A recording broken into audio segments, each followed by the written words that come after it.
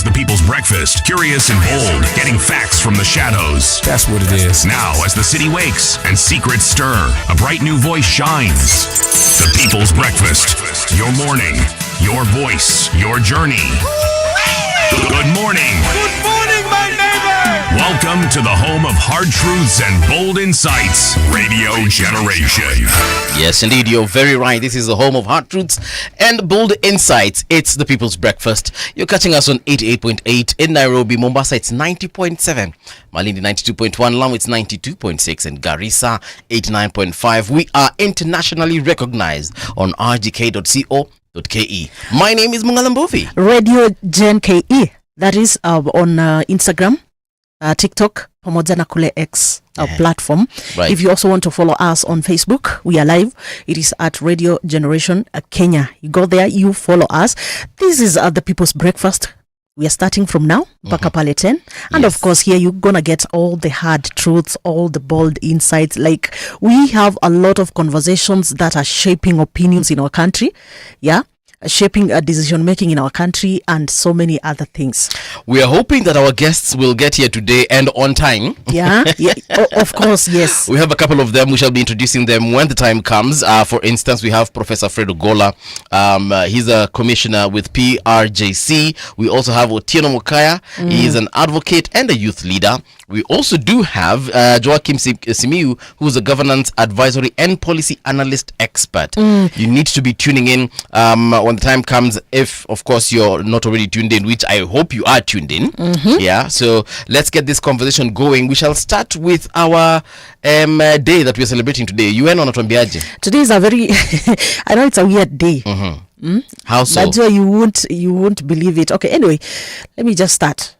World Snake Day. World Snake Day. Yani siku ya nyoka. Yes. Okay, what about it? Why are we celebrating snakes? Nyoka duniani. Well, it is observed and dedicated to raise awareness about snakes. Last time Their I checked, ecological importance and dispelling myths around these often misunderstood creatures. I don't know about you, but here in Africa, snakes are the devil. That is the myth that now tunataka kutoa. Today, my only surviving grandmother, akiona nyoka, huwa anaimaliza, anaiua kabisa. Na anaichoma hadi na mafuta.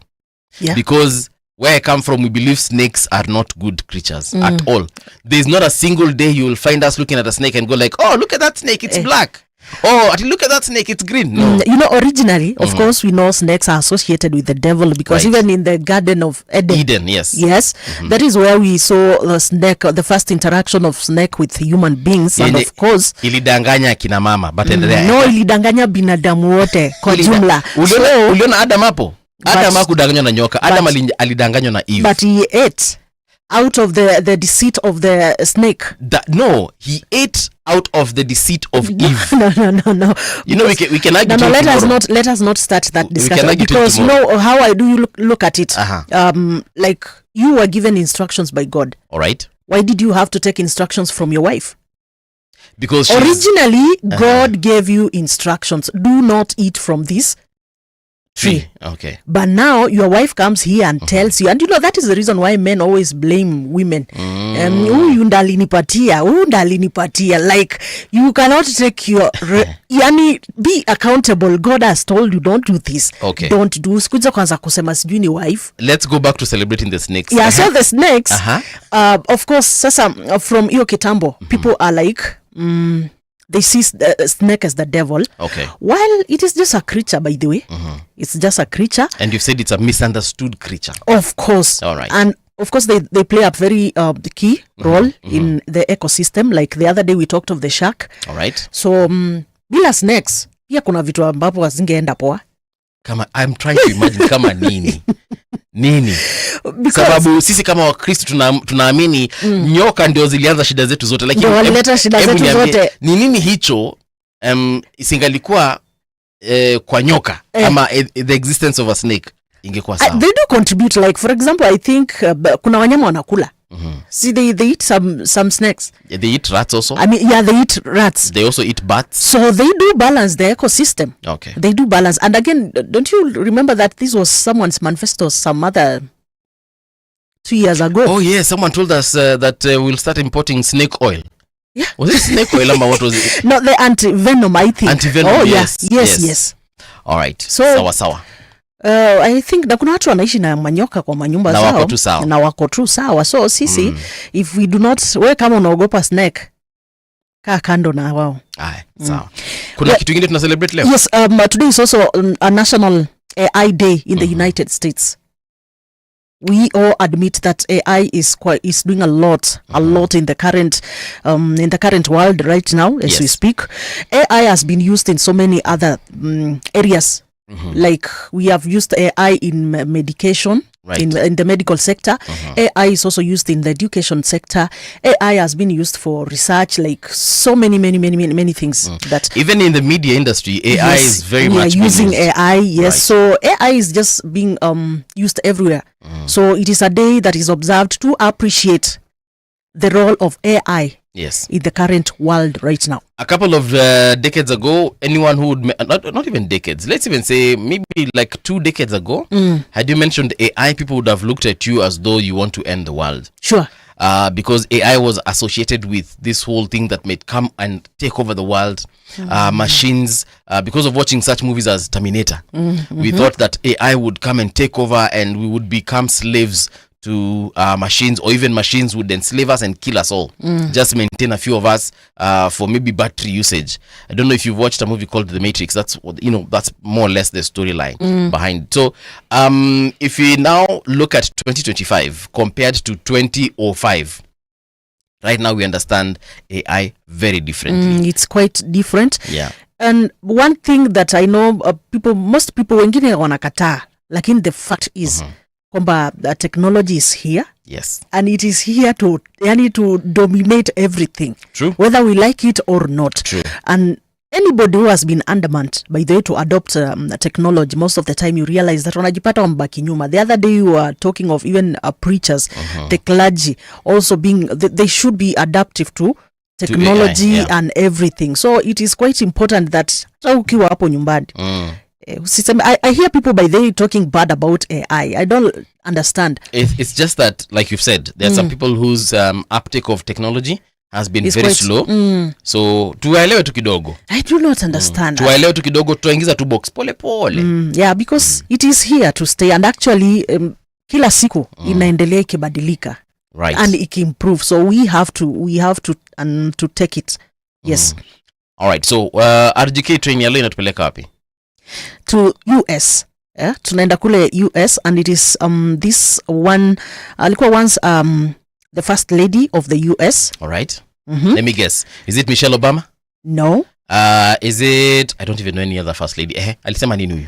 Alito Eleanor Roosevelt. Huyo namjua. Yes. And she said, "You gain strength, courage and confidence by every experience in which you really stop to look fear in the face." Come again. She said, "You gain strength, courage and confidence by every experience in which you really stop to look fear in the face." Yes. All right. So basically she's telling us to face our fears head on. Yeah. So that we can overcome the fear. Running away from your fears doesn't necessarily make you will not a conqueror of that particular fear. It doesn't mean that now you've escaped it, because every time you face it, you run away, it is always going to be there. And you see, this now reminds me of those people who go drinking because they know wakona pressure iko mahali, they are trying to run away from some issue that they are supposed to face. So through alcohol. So you take alcohol or substance abuse. Today, like you're okay, you feel nice, you forget all those problems. Kesho unazipata zinakungoja. The moment the hangover is over, you're back kwa ile shida. Actually shida inakuanga si hangover. The moment kamunyweso kamesha tu hivi, kameshuka, then sobriety inaanza kuingia. Your problems creep back onto you. So you might as well just face it. If it is a problem, it is a challenge that you're facing. Wewe malizana tu nayo. Yes, just deal with it. Stories za kwanza kuhepa. Aya, asante sana counselor, tumekusikia na tunaomba ya kwamba to face our fears no matter what. All right. So, ladies and gentlemen, right now we are heading over to rgk.co.ke. If you haven't logged on to our website, why don't you do that? That is where we are also live and direct. You can find us right there. You can see us, get to interact with us, and get to see exactly our very beautiful studio as we have our amazing conversations. This particular morning, let's see what is part of our top story. Sabasaba tragedies, autopsy on Wangoi inconclusive. Wangoi shot by police. It's inconclusive whether she was shot by cops, and this is what the story says. A post-mortem conducted on two young people, that is Wangoi and Wambogo. Yeah, so a post-mortem conducted on two young people who died during confrontations with police in Nanyuki on Sabasaba Day has yielded mixed results, leaving one family awaiting further medical investigations and the other calling for justice. Now, the autopsy on 24-year-old Julia Wangoi was inconclusive, with pathologists requesting 2 more weeks for further tests to determine what caused her death. Although bleeding was detected in her brain, it was found not to be severe enough to directly lead to her death. Okay.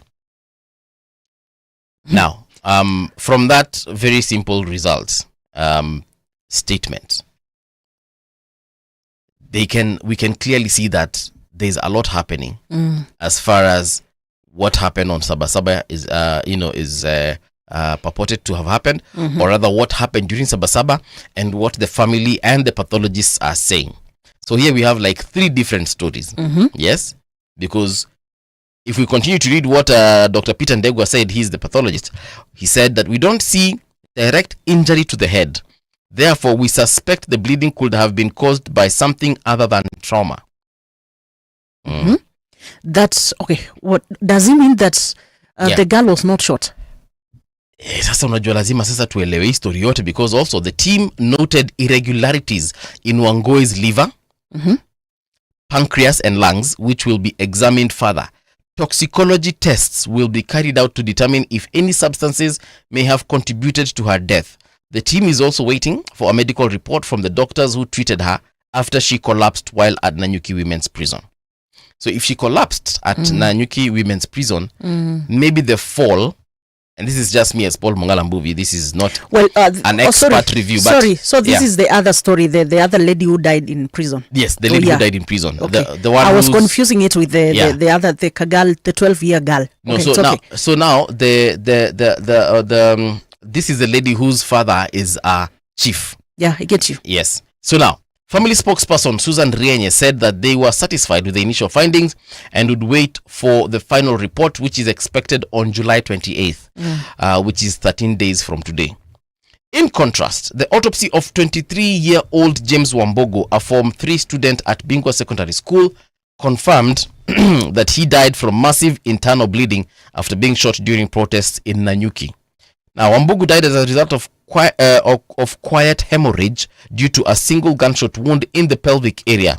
Now, the bullet severed several blood vessels, including the large and small intestines. This is according to Dr. Ndegwa. Now, the conclusion was supported by government pathologist Dr. Ayub Gitaka and family pathologist Dr. Dorothy Njeru, who conducted the autopsy jointly. The procedure took place at the Nanyuki Teaching and Referral Hospital mortuary under heavy security. Access was limited to authorized individuals. Now, among those present were officials from the Law Society of Kenya, the Independent Policing Oversight Authority, that is IPOA, the Kenya National Commission on Human Rights, and the Homicide Department of the Directorate of Criminal Investigations. Yeah. You know, there's a situation I'm looking at here. Number one, the family is grieving. Sure. They are waiting to bury their kin. But then again, there's this other situation whereby they are also investigating what happened so that they can get closure. Now, this is the worst part. If they're unable to get closure, they're going to have a very long and bumpy road ahead. Okay, that's true. Coming to terms with the loss of your kin, but worst of all, not understanding what happened. Hamjui kama ni askari, hamjui kama alikuwa mgonjwa, because umesikia hapa kuna like for the lady story na liver, wamechukua liver, pancreas na lungs, samples from those particular areas. Now, I have been in this situation before. whereby hamujui ni nini kilifanyikia mtu wenu. And they take samples and still even after that it is still inconclusive. Sasa hamjui kama huyu mtu wenu alikuwa tu sawa, alikufa juu ya mtu mwingine alimdhulumu. Like you never know, and it's a really bad place to be. Well, I think that the best thing is just to wait for for it to be there, to be completed. Sindio, uchunguzi ufanyike, then now we can be able to take it from there. But again, also there's the issue of if this person umemkamata, like umemweka kwenye cells. Kuna watu wengine unapata kwamba this person is maybe kama mtu ni mgonjwa, na anaweza kuwa amesema kama mimi ni mgonjwa, but now it is now the authorities, pengine unaweza pata kwamba they ignore you. Yes. Unaweza pata they ignore you. So I don't know whether we are going to reach at a point when before you get somebody into the cells, wanahitaji kufanyiwa medical check up. Yes, a good check up, like you just get to know, to understand if this person has a condition, an underlying condition that locking them in that cell would maybe aggravate the situation, will maybe cause more harm to them. Now, it's important. Unfortunately, these are I mean it should be like that, by the way. Unafaa hata ukikuwa arrested na askari, kama uko na any condition unafaa kuambia. For instance, if you're on any medication like say insulin, which is a diabetic medication, you let them know. You tell them, I need my insulin. I usually take it at this time and this time and this time. It needs refrigeration, for example. Ndio usipeleke police station yenye haina fridge. Hakuna fridge. Na to be honest, most police stations hazina fridge. Actually, that's why I'm asking myself, do these things really happen? Yeah. Like, so you can imagine if you're arrested here in Nairobi and the police decide to take you to say Nanyuki and you need your insulin, what happens?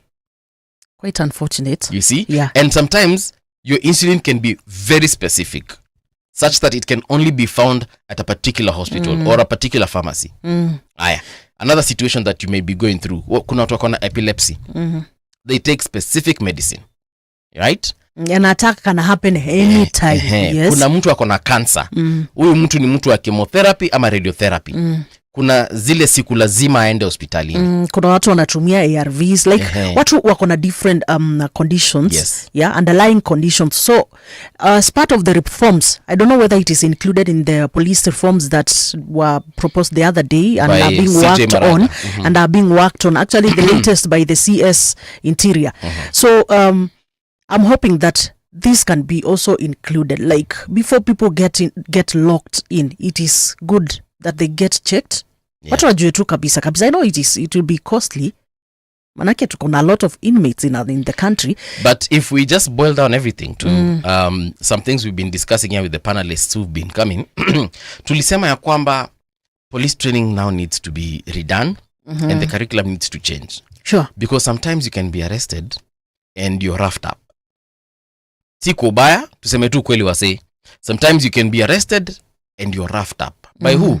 By the same cops who've come to do what? To arrest you. They might not know that you have a condition. They might not know, or you might be telling them wanadhani wewe unacheza tu. Ati huyu anatudanganya wakula hapo makofi mateke. They might end up hurting you. Yeah. They might end up hurting you in a place that, they didn't know about. And that is why for this lady who lost her life, may she rest in peace, maybe there was an underlying condition that even her, she didn't know. Because sometimes you can be sick and you don't know until you go to a hospital because of the symptoms. And that's when you're told, by the way, do you know you have high blood pressure, you have diabetes, or we have discovered a cancerous tumor in your body. And maybe in the manhandling, ile kitu ikaamka hiyo siku na akacollapse. So it might not necessarily be ati alitandikwa kule, or she was shot or whatever. We're waiting for an autopsy report, of course. But these things happen. And that is why training should actually now be focused on such areas again. If it doesn't, that is. Because in places like the US, you're arrested vizuri sana, and the cops have information on you. They know we are arresting Patricia anakuanga a diabetic, she will need medicine. So even the facility you're taken for to be held in custody has got those facilities that will take care of you in case of an emergency. Until you're proven guilty. Na hata ukienda jela unapelekwa wewe na dawa zako. So anyway, there's a situation here. Wambugu's father, apparently, that is Lawrence Kirinya, is a serving DCI officer in Meru County. Yeah. He attended the autopsy, but declined to speak to the media. Hata kama ni wewe. Hata kama ni wewe. No comments hapo. Now, on to another story. This one is politics. Maraga to run for 2027 campaign on public donations and rejects money politics. Sasa, let me ask you. Right. Well, when you say that you reject funding your parties, right? No, read the last statement. He's not refusing funding from political parties, or rather political parties fund. He is just rejecting money politics, whereby nikikuja huko kwenyu lazima niwaachie kitu. Now, again, let me just read that statement. If you're on rgk.co.ke, this is what we are reading. Maraga to run 2027 campaign on public donations and rejects money politics. Sasa, former Chief Justice David Maraga has announced that his 2027 presidential campaign will rely on public donations, branding it a Wanjiku-funded movement aimed at ending the culture of money-driven politics in Kenya. Speaking during an interview with Citizen TV on Tuesday, Maraga said the cost of seeking elective office has become a major barrier for ordinary Kenyans, especially women and youth, and accused the political elite of using wealth to buy votes and entrench themselves in power. This is actually a very good idea. I hope it works for him, because if it works for him, he will owe no one anything apart from Kenyans. The Kenyans that will actually donate towards his campaign. And now he will be indebted to work for the Kenyans. Yes, because sikubaya. But if he gets big donors, you know, the big donors who come and tell him, Mheshimiwa, shika 100 million for your campaign. We are financing your politics. Mwingine akuja mwambie shika 200 million for your campaign. Mwingine akuja mwambie shika 1 billion. Then what are we doing? When he actually does clinch power, yule jamaa wa 1 billion atakuja mwambie, bros, si nilikupatia 1 billion. Ikuanga bure. I need to make that money back somehow. And actually, that is the reason why most of the times in these governments, si Kenya peke yake, every other place, right, kuna watu wanakuanga behind. And those are the people who fund politics. There's actually a rumor, I don't know how true it is, but I mean, it's an open secret, yeah? That, for example, wakati wa President Uhuru na Ruto, the Uhuru Ruto, you remember? Yes. It is Ruto who came with the money. Or is it Ruto? It is the president who came. It is Uhuru who came with the money. Then Ruto brought the numbers from Rift Valley. All right. And then of course Uhuru brought the numbers from Mount Kenya.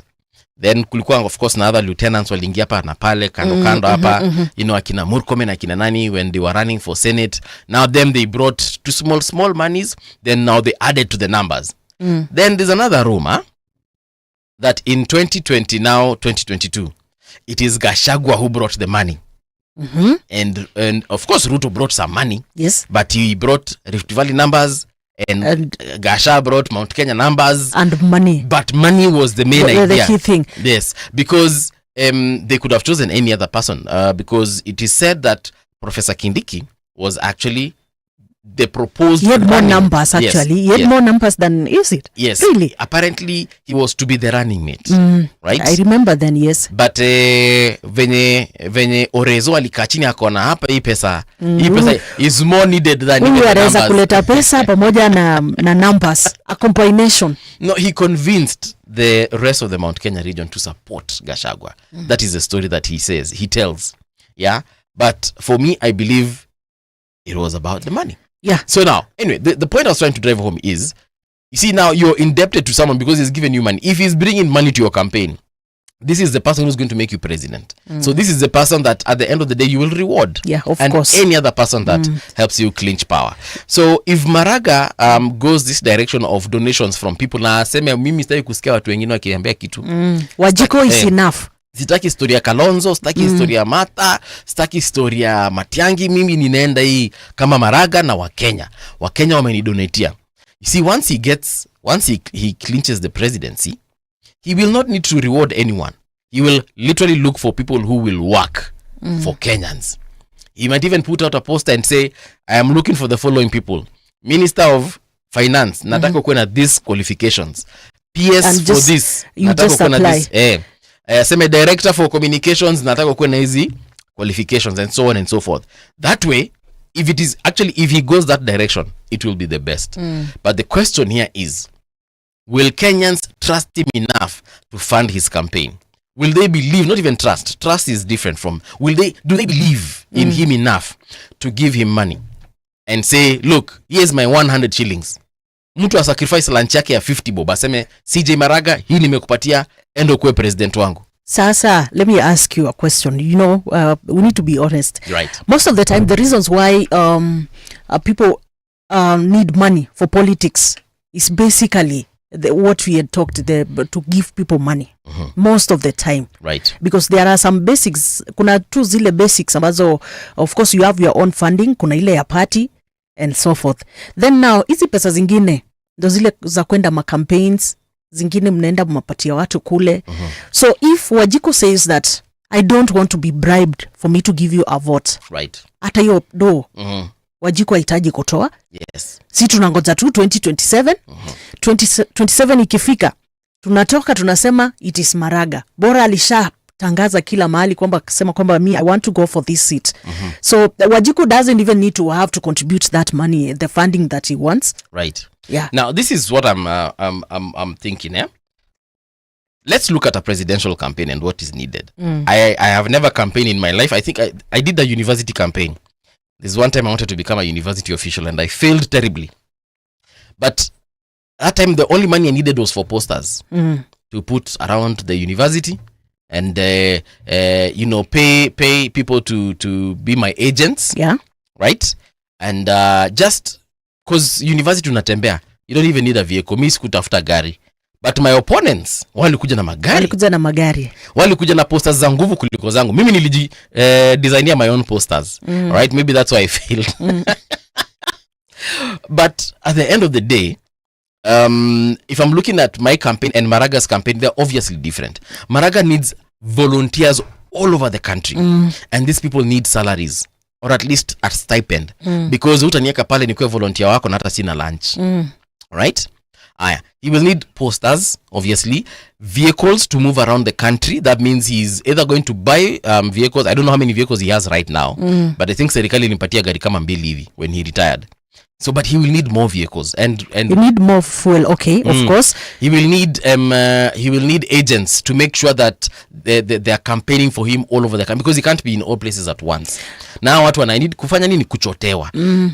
Because na si kuchotelewa mbaya, nile Mbuvi, you're appreciating them for the work they are doing. Mbuvi my volunteer. The whole day wamekuwa pale kwa station, yeah. So maybe okay, maybe niko na kaofisi Kitui, niko na kaofisi Kapedo. So watu wangu wa Kapedo na wapatia maybe 5 I don't know how much per day people are to be paid. Me, can I tell you? Yes. If people wanted to make somebody a president, even without all these campaigns, without having all these people, just say like kuja tu katika station kuzungumza.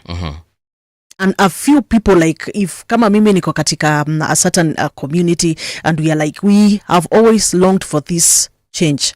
If we said we want this change, hata sisi wenyewe campaigns, we will do them for free. Do you know that? Yeah, and that's we the will idea. do them actually for free. We do not have to, like, Maraga doesn't have to look for all that big amounts of money for him to be able to do his campaign. He needs money. Let me tell you why he needs but money. I'm saying not that much. Ile yenye inaweza kumfanya kwamba aanze kucompromise. Yeah.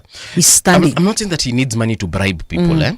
Ati shika hii 50 bob manze unikumbuke on August 8th 2027. No. The thing here is he needs lots of money. Unajua gari kutoka hapa tu mpaka Kitui for example ni how much? Kagari kadogo tu. 1500 cc. You need close to 4,000 shillings. Yeah? That is just one way. Because utafika Kitui utazunguko ndani. Si ati utafika Kitui na urudi.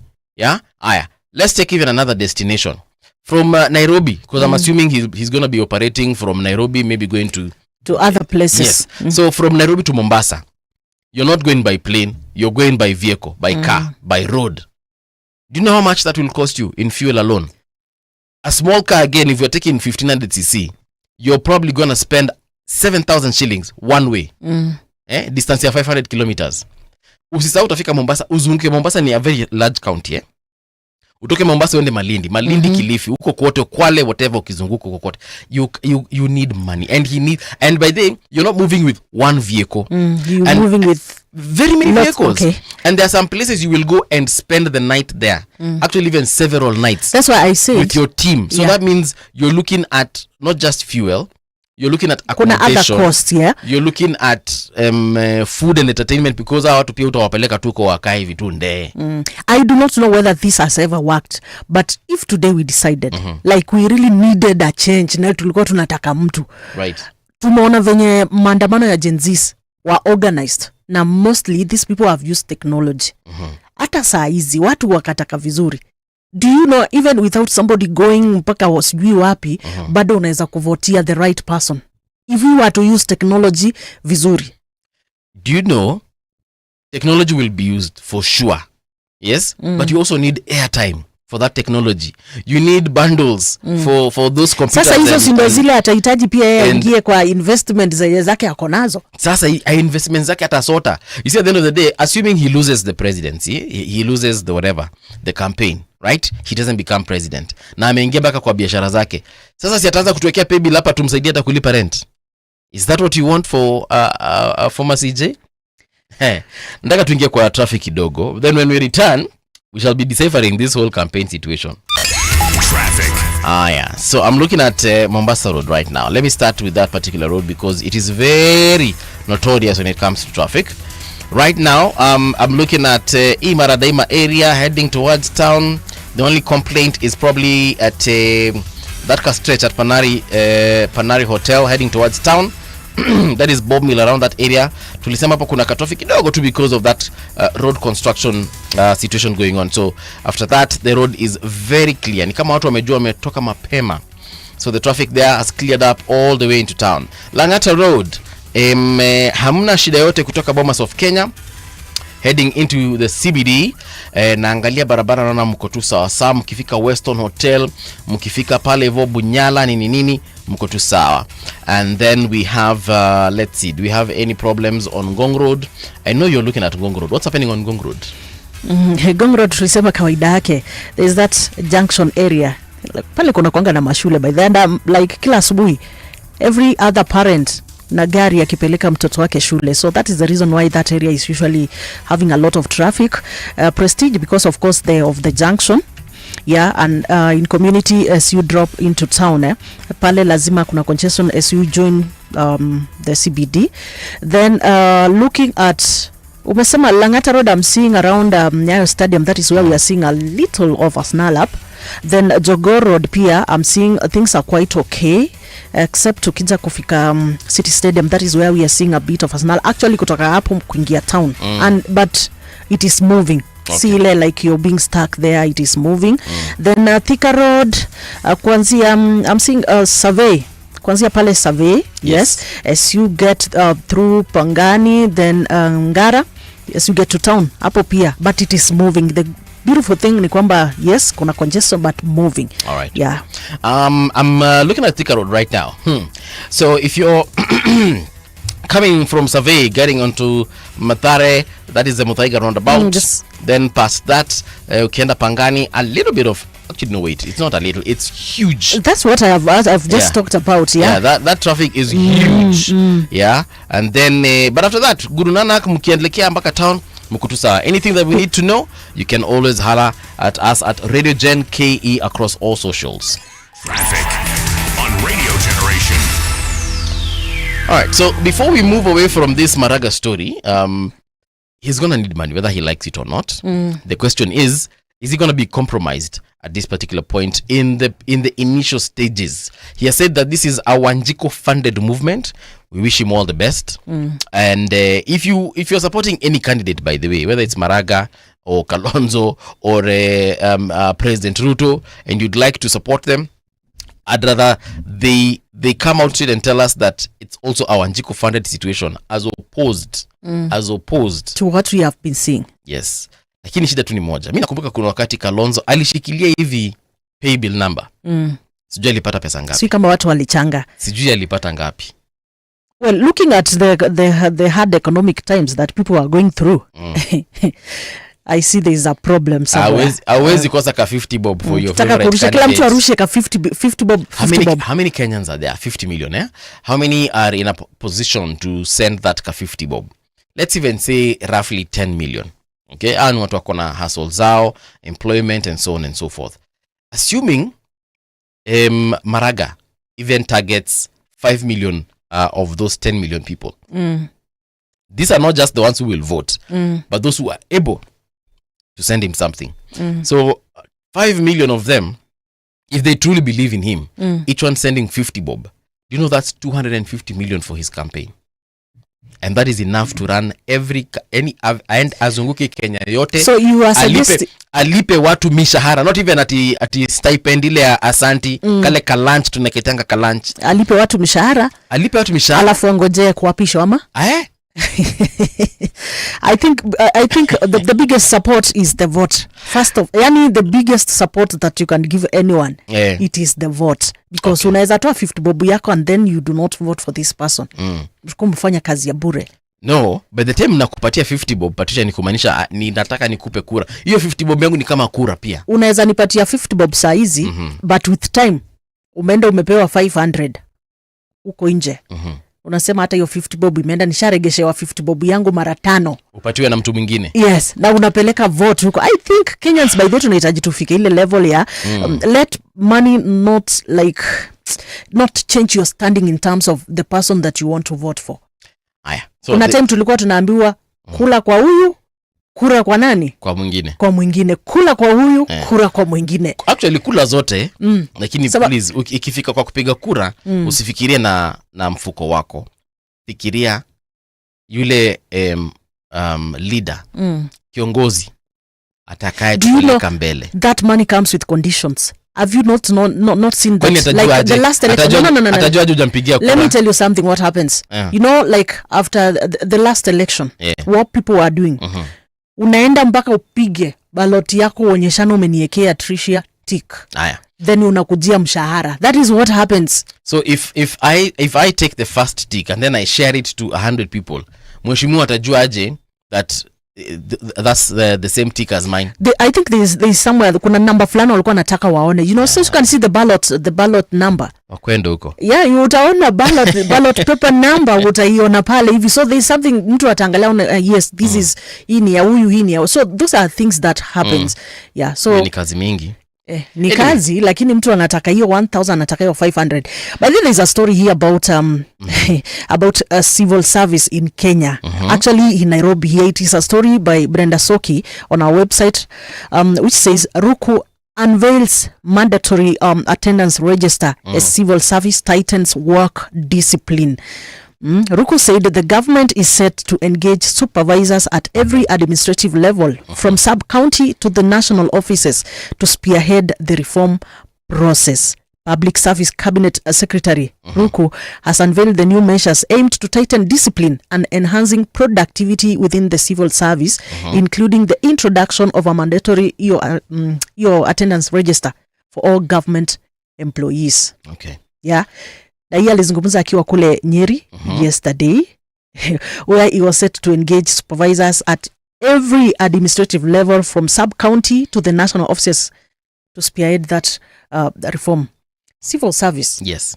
Watu waende kazini. Wa serikali. Watu waende kazini. Wale wa kufika kazini and you put your coat on your seat, chair, and then you leave the office. You do not do anything. You do not deliver. You don't do anything. Lakini mwisho wa mwezi you're there, you're expecting to be paid by a government that you have not worked for. Well, if we're being honest, this should have been done a long time ago. Kenyans expect service delivery, and the only way that service will be delivered is if people go to work. Yeah. And actually not just going to work. Yeah, not just going to work. What have you done? Ukienda hiyo kazini. Sasa hapo ndio appraisals zinaingia. So I think hiyo ni kitu yenye for the longest time as a government, and that is why ile siku nimekuwa nikikwambia hapa hivi that the biggest challenge that we are having with this government parastatals, these government agencies and so forth, it is that fact that people just go to work. They don't care whether that day has been productive or not.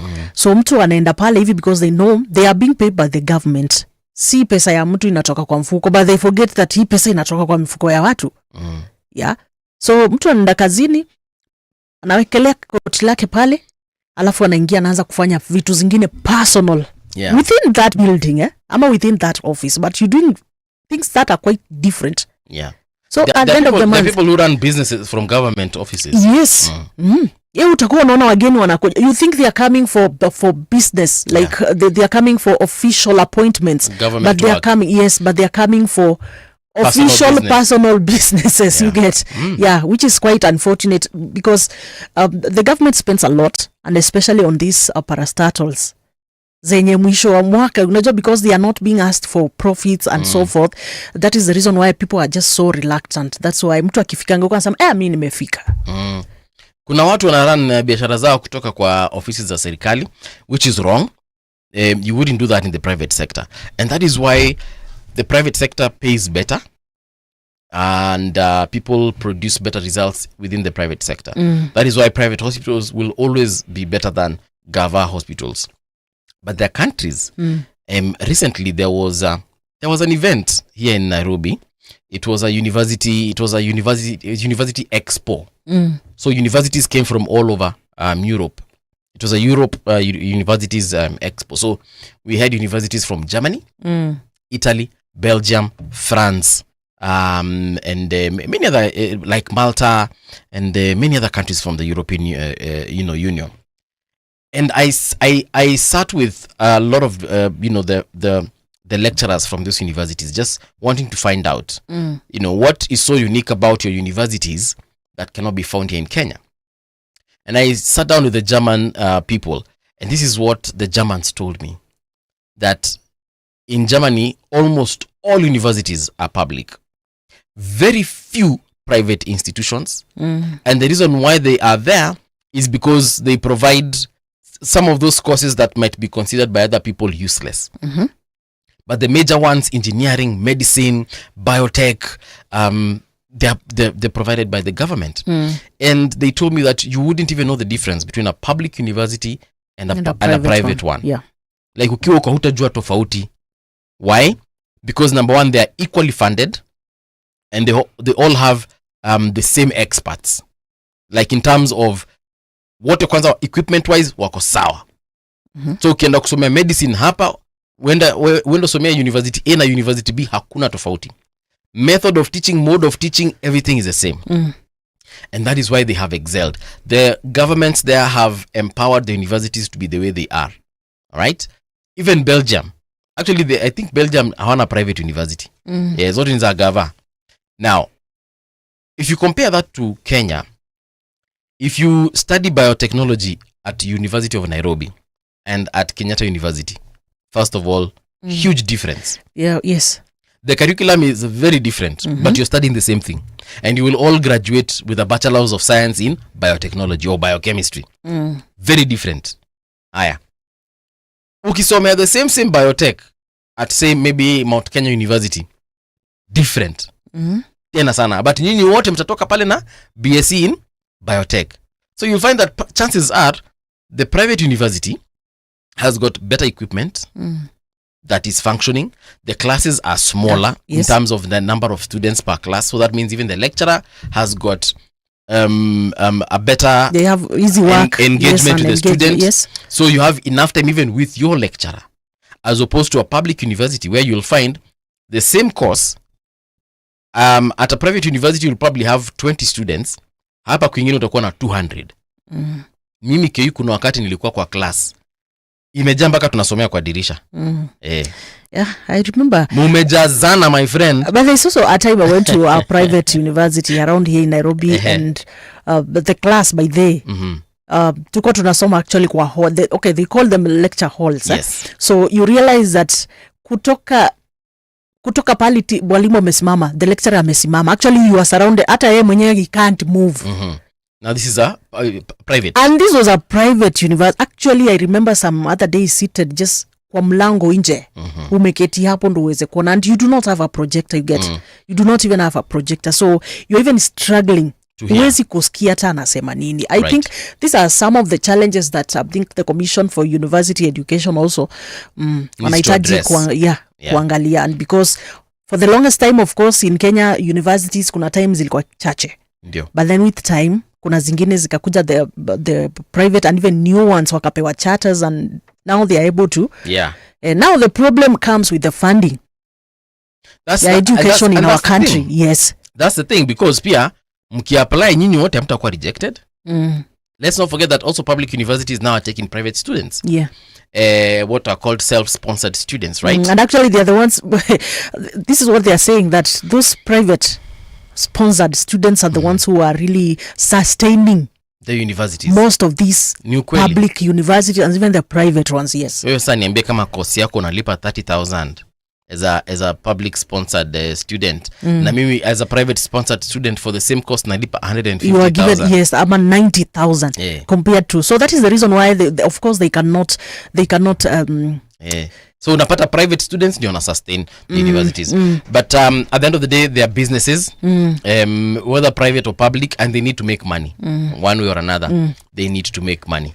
So I sympathize with the situation, but it is what it is. Yes, in these government corporations, and it is quite okay. I like the reforms that is pushing for. It is quite okay, because I'm looking at what this report says, that while staff at the Teachers Service Commission and Huduma Center recorded near perfect reporting rates between 98 and 100%, other government offices had less than 50% of employees present by 8 a.m. The official reporting time stipulated in the 2016 Public Service Human Resource Policies and Procedures Manual. Right. So unapata most of the offices nini gava unapata by 8 in the morning. Watu wanafaa kuwa wameripoti wote only 50% in most, except in the unajua teaching, you know, because of the nature of the work, of course you must report in time. You get an Huduma Center. That is one place whereby mkifika hivi mkose the officers. Ni hivyo. Watu wanaanza kuteta sana. You know, it is just public. Siri ya huduma ni kufika hapo 7 a.m. Ngoje wakifungua mfungue pamoja. Mfungue pamoja, I think they have been doing good work. The Huduma Centers wamekuwa nafanya kazi nzuri sana. Shika Daily Nation, uangalie wanasema nini hapo. Meanwhile, let me tell you what is happening on the Star newspaper. Front page, they say that police fired from ambulance during Sabasaba probe. Yeah? Sijui nisoma tena ndio uelewe. Police fired from ambulance during Sabasaba. That story is on page 2. And I think we need to open that page too. Because if it is true, then there's a problem. So this is what the story says, Murkomen to direct police on use of force. CS says he will on Friday issue policy directive to IG on the use of firearms. So on that story of the ambulance, cops fired from unmarked cars during Sabasaba. Now, police used unmarked vehicles and ambulances to trail and target protesters for shooting during the Sabasaba demonstrations, according to a preliminary report by a consortium of human rights organizations released on Tuesday, that is yesterday. The Police Reform Working Group also claimed that police used sexual violence as part of brutal force deployed against protesters on July 7th, especially in places like Kajiado and Kiambu. The Kenya National Commission on Human Rights reported that by Friday, the death toll had risen to 41 people and at least 130 others were still recovering from injuries, receiving care at home and in various health facilities across the country. Sasa makarao akianza kukuja na ambulance. Surely. In whose hands are we safe? I think this whole issue of what happened, I think it's getting me... I don't like talking about it because nadhani kwamba we've been talking about this thing every now and then, and the issues of shooting innocent maybe Kenyans, the issues of kwamba the maandamano ilikuwa planned and actually now people are being charged for terrorism and so forth, because we are not getting the truth. And if now police are using unmarked vehicles and specifically ambulances, ini kumaanisha watu watakuwa na ambulance during maandamano in future, if at all we shall have maandamano, and attack these ambulances, and maybe there'll be legit ambulances carrying people to hospital. Genuinely, yeah. Watu waanze kuona ambulance wanachoma ambulance na maybe iko na mgonjwa ndani. Because mnadhani hapo ndio DCI wao, kama sijui ni police ama sijui ni guns ama sijui whatever. Yeah. Family mourns 12-year-old shot while watching TV at home. So there's this story about the 12-year-old girl who was shot while watching TV in the house. The casket bearing the body of grade 7 pupil Bridget Njoki Wainaina, who was shot by police during Sabasaba demonstrations in Dumberi, Kiambu County, are seen here mourning. The family mourning this young girl. Lucy Ngigi, Njoki's mother, is consoled by relatives in that particular photo. Quite a sad affair. On page 8, MPs sustain bid to let public officers to business with state. Yeah, MPs sustain bid rather to let public officers do business with the state. That story is on page 8. So this is according to conflict of interest bill. MPs bado wanataka iendelee. Yeah. So they have sustained the bid to let public officers do business with state. Pages 4 and 5. Audit shocker. Billions sent to ghost schools and learners. This is according to a report. Billions. Actually, billions. I saw they were saying around 20 schools were being funded given the capitation, yet they are ghost schools. They are not in existence. Acha tusome hiyo story hapa. Audit bombshell. Capitation funds to schools stolen. The ghost schools are in the system, but when we went to the ground, we did not find them. So they are getting capitation, but the education officers could not show us where they exist. The government is doing what they should have done kitambo sahi when it is already late. Like, these are things that they needed to have done, like kutoka wakati tumekuwa tukisema mambo na capitation. I thought it should be a practice by the government, by the concerned, to ensure that every now and then you just go and do the physical audits. Like tunataka kujua your county, your sub county inasema iko na this number of schools. Yes. Are the schools there? Somebody is sleeping on their job, by the way. Alafu sasa baadaye ndo unakuja sasa kuanza kutupatia ripoti venye. Because that is something that needed to have been done kitambo, like the date we started like funding schools. I think it should be a practice every other year. Right. Get officers on ground.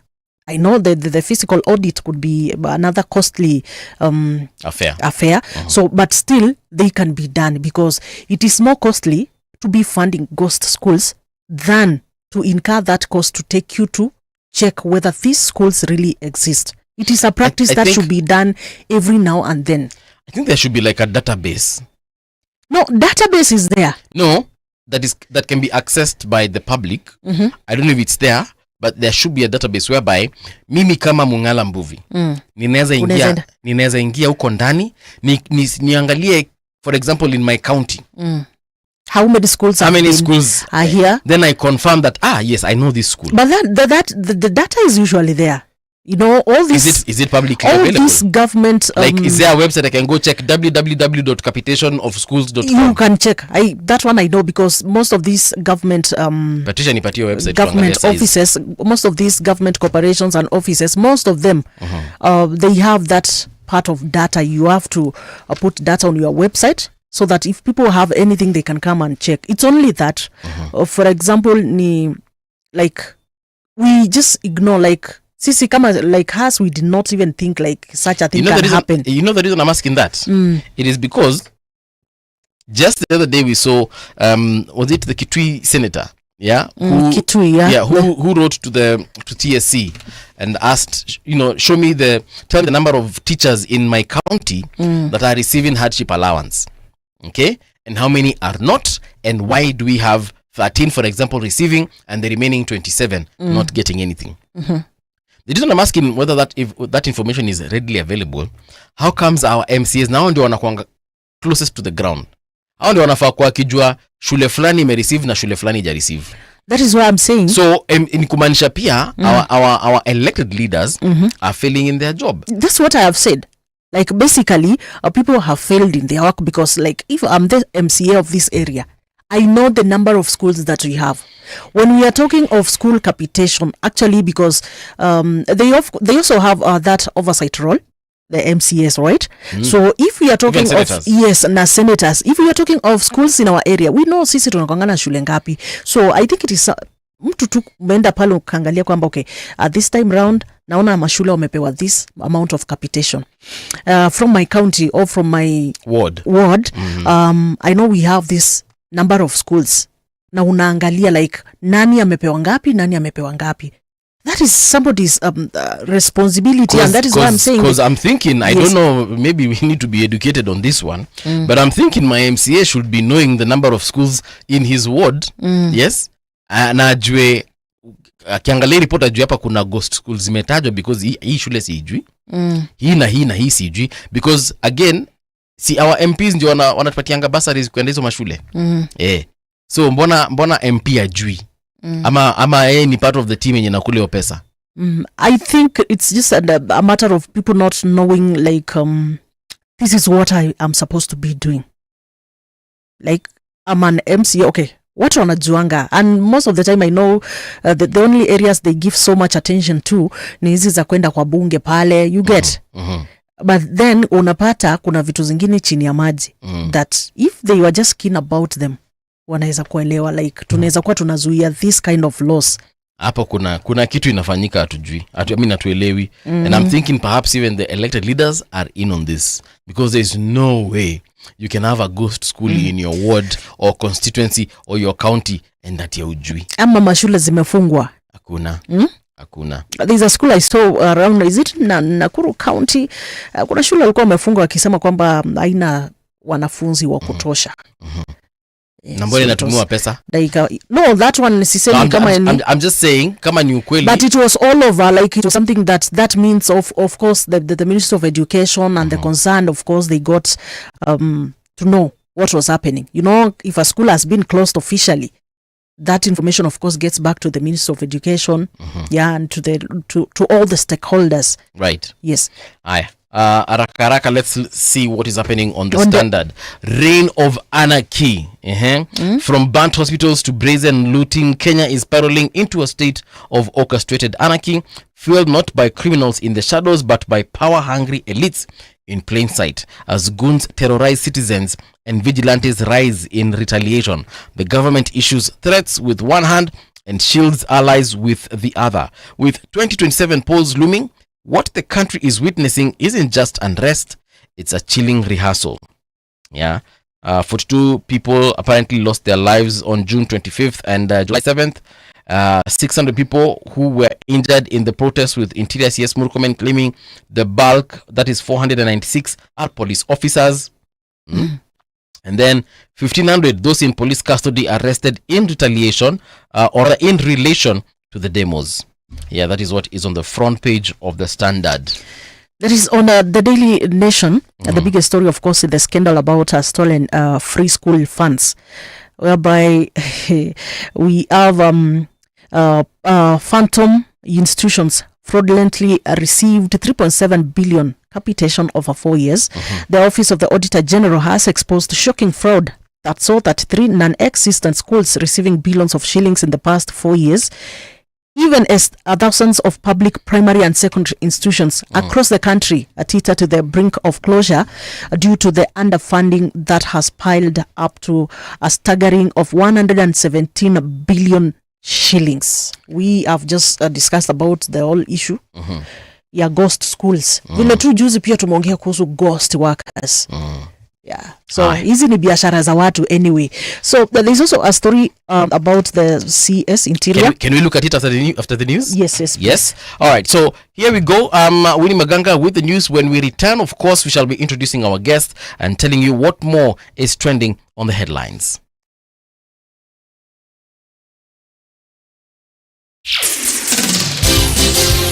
It's 7 o'clock.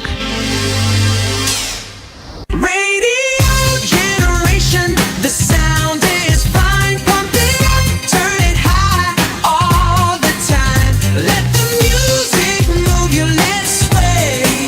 Radio G's got your jam all day. Radio Generation, the home of urban soul.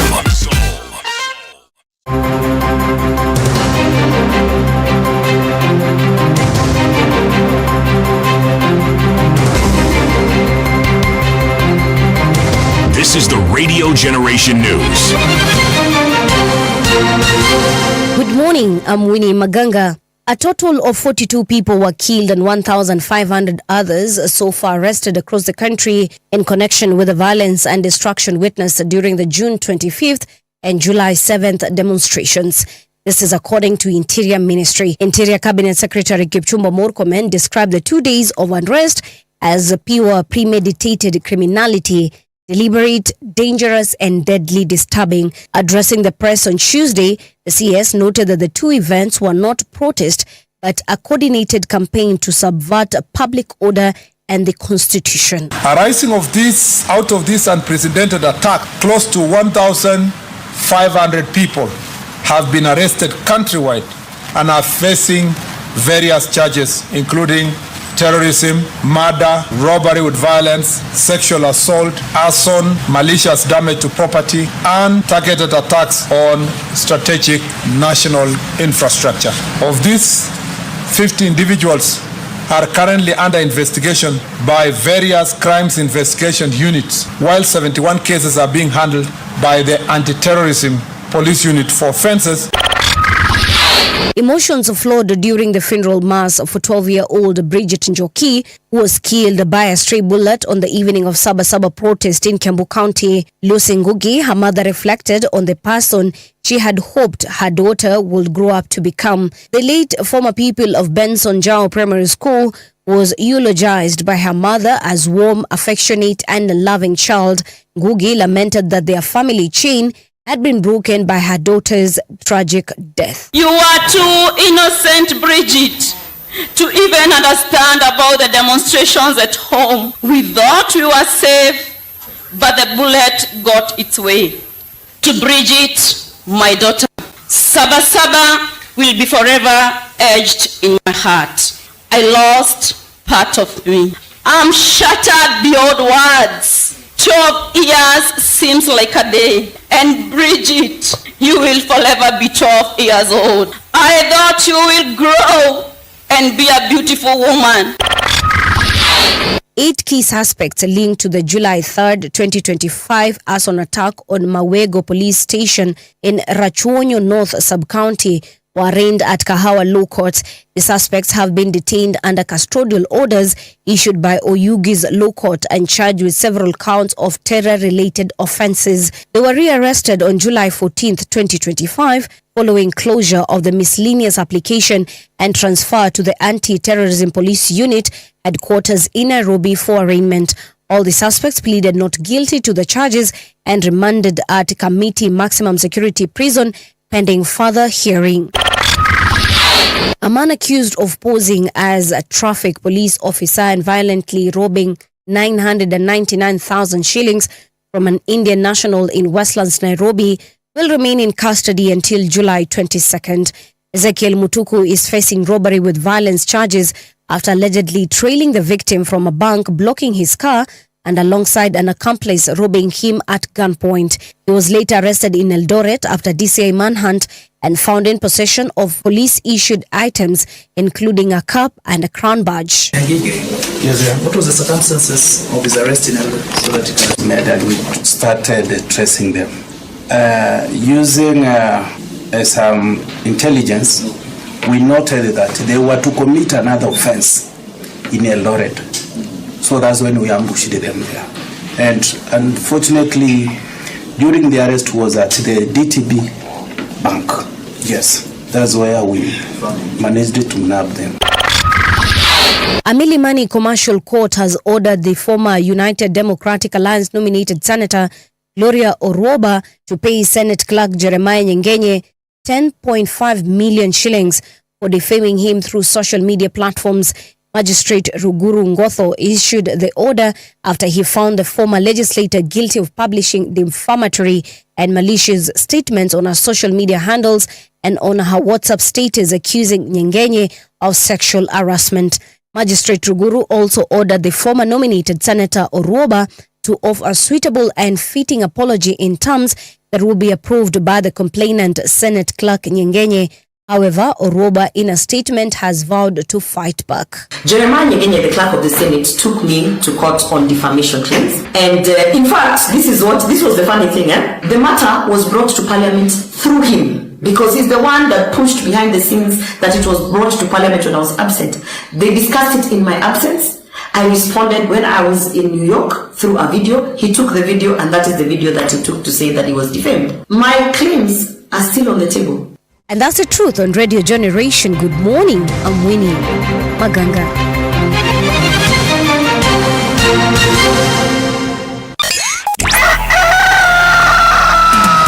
In the beginning, there was morning radio. I've never seen anything like this. But now there is Radio Generations, the people's breakfast. Curious and bold, getting facts from the shadows. That's what it is. Now, as the city wakes and secrets stir, a bright new voice shines.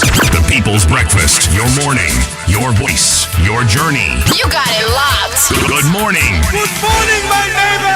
Welcome to the home of hard truths and bold insights. Radio Generation.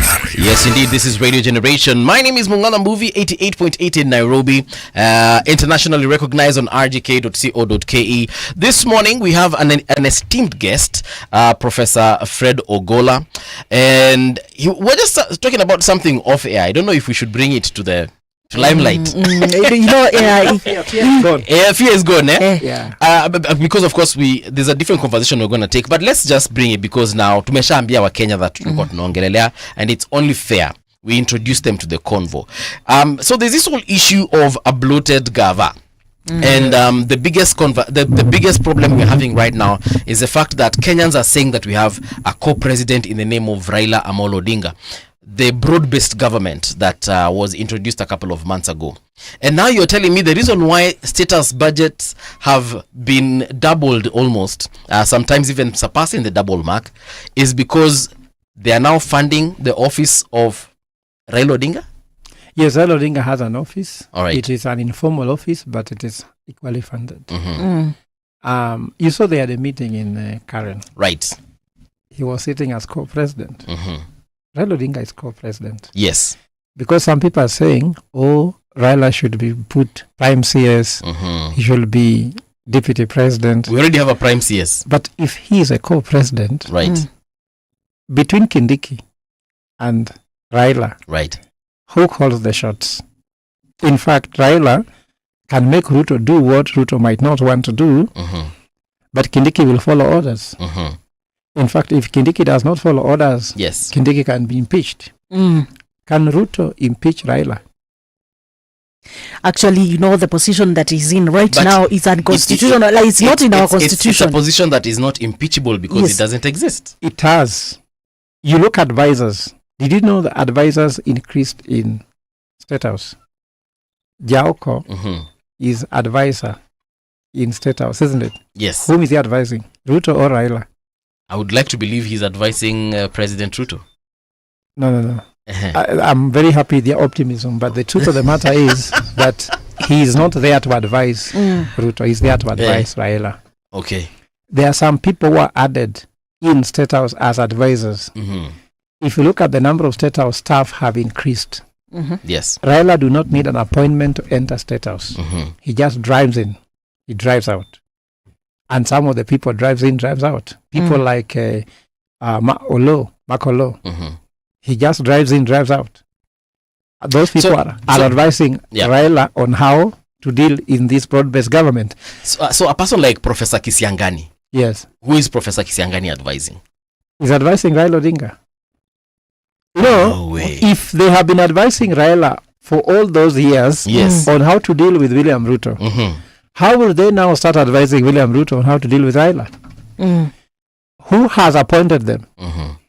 When you hear John Badi speaking, Opiyo Wandayi speaking, Joho speaking, Oparanya speaking, the appointing authority is Raila Odinga. Okay. Ruto is just to put his signature to make it happen. So there are some people whom Ruto has put the signature to formalize what Raila has said. Yes. So Raila called shots. You saw last time he was addressing the cabinet. Look at our constitution. Who should address the cabinet? All right. It's a co-president. So some ministers, before acting, have to pass via Raila's office to do something. Yesterday in particular, right, you saw Raila Odinga was in Opiyo Wandayi's office in charge of energy. Okay. And they said he went to advise Opiyo Wandayi because he was a minister of energy before. So come on. You know something. You get the gist. I would like to understand the impact of having such a position, because like the last government, what happened? We saw how later the Honorable Raila Amolo distanced himself from the failures of the government after. Yet, if you're saying that he's literally in government, he has been working, and it was the same arrangement like the last administration. Actually, now he is more inside than he was before. Right. Uhuru had a personality. There are some things Uhuru didn't allow, even to appoint ministers for Raila Odinga, he didn't. Ruto has opened the door and the floodgate. Yes. So it's very different. But look here. Look at the motorcade. And you guys have pictures normally. I'm sure your cameras are everywhere. Yes. Isn't it? Yes. Look at Raila's motorcade before the broad-based government and the current motorcade. And you see the different things. But even look for example, even if you go to opposition, so many people are not in government, but they are earning from government. Have you ever heard, for example, last time the budget was said, these people have got what you call retirement packages. Raila Odinga still receives over 64 million shillings a year. If you go to... For what? He's a retired prime minister. Oh, okay. And he has a siren, isn't it? Yes. He has a chase car. But even go to Kalonzo, the same thing. Kalonzo has a fully fledged siren, all right, protected by GSU. You understand? Yes. These are things which are from opposition budget. So what we're trying to say is that this government is so broad that you cannot even fathom it. In fact, the only person not in government is you, because you don't know how. And me. You and me. But there are so many people who says they are not in government, but they're enjoying the trappings of government. All opposition parties receive money from the taxpayers, from ORPP. For every vote you casted for your presidential candidate, that vote is 15 shillings.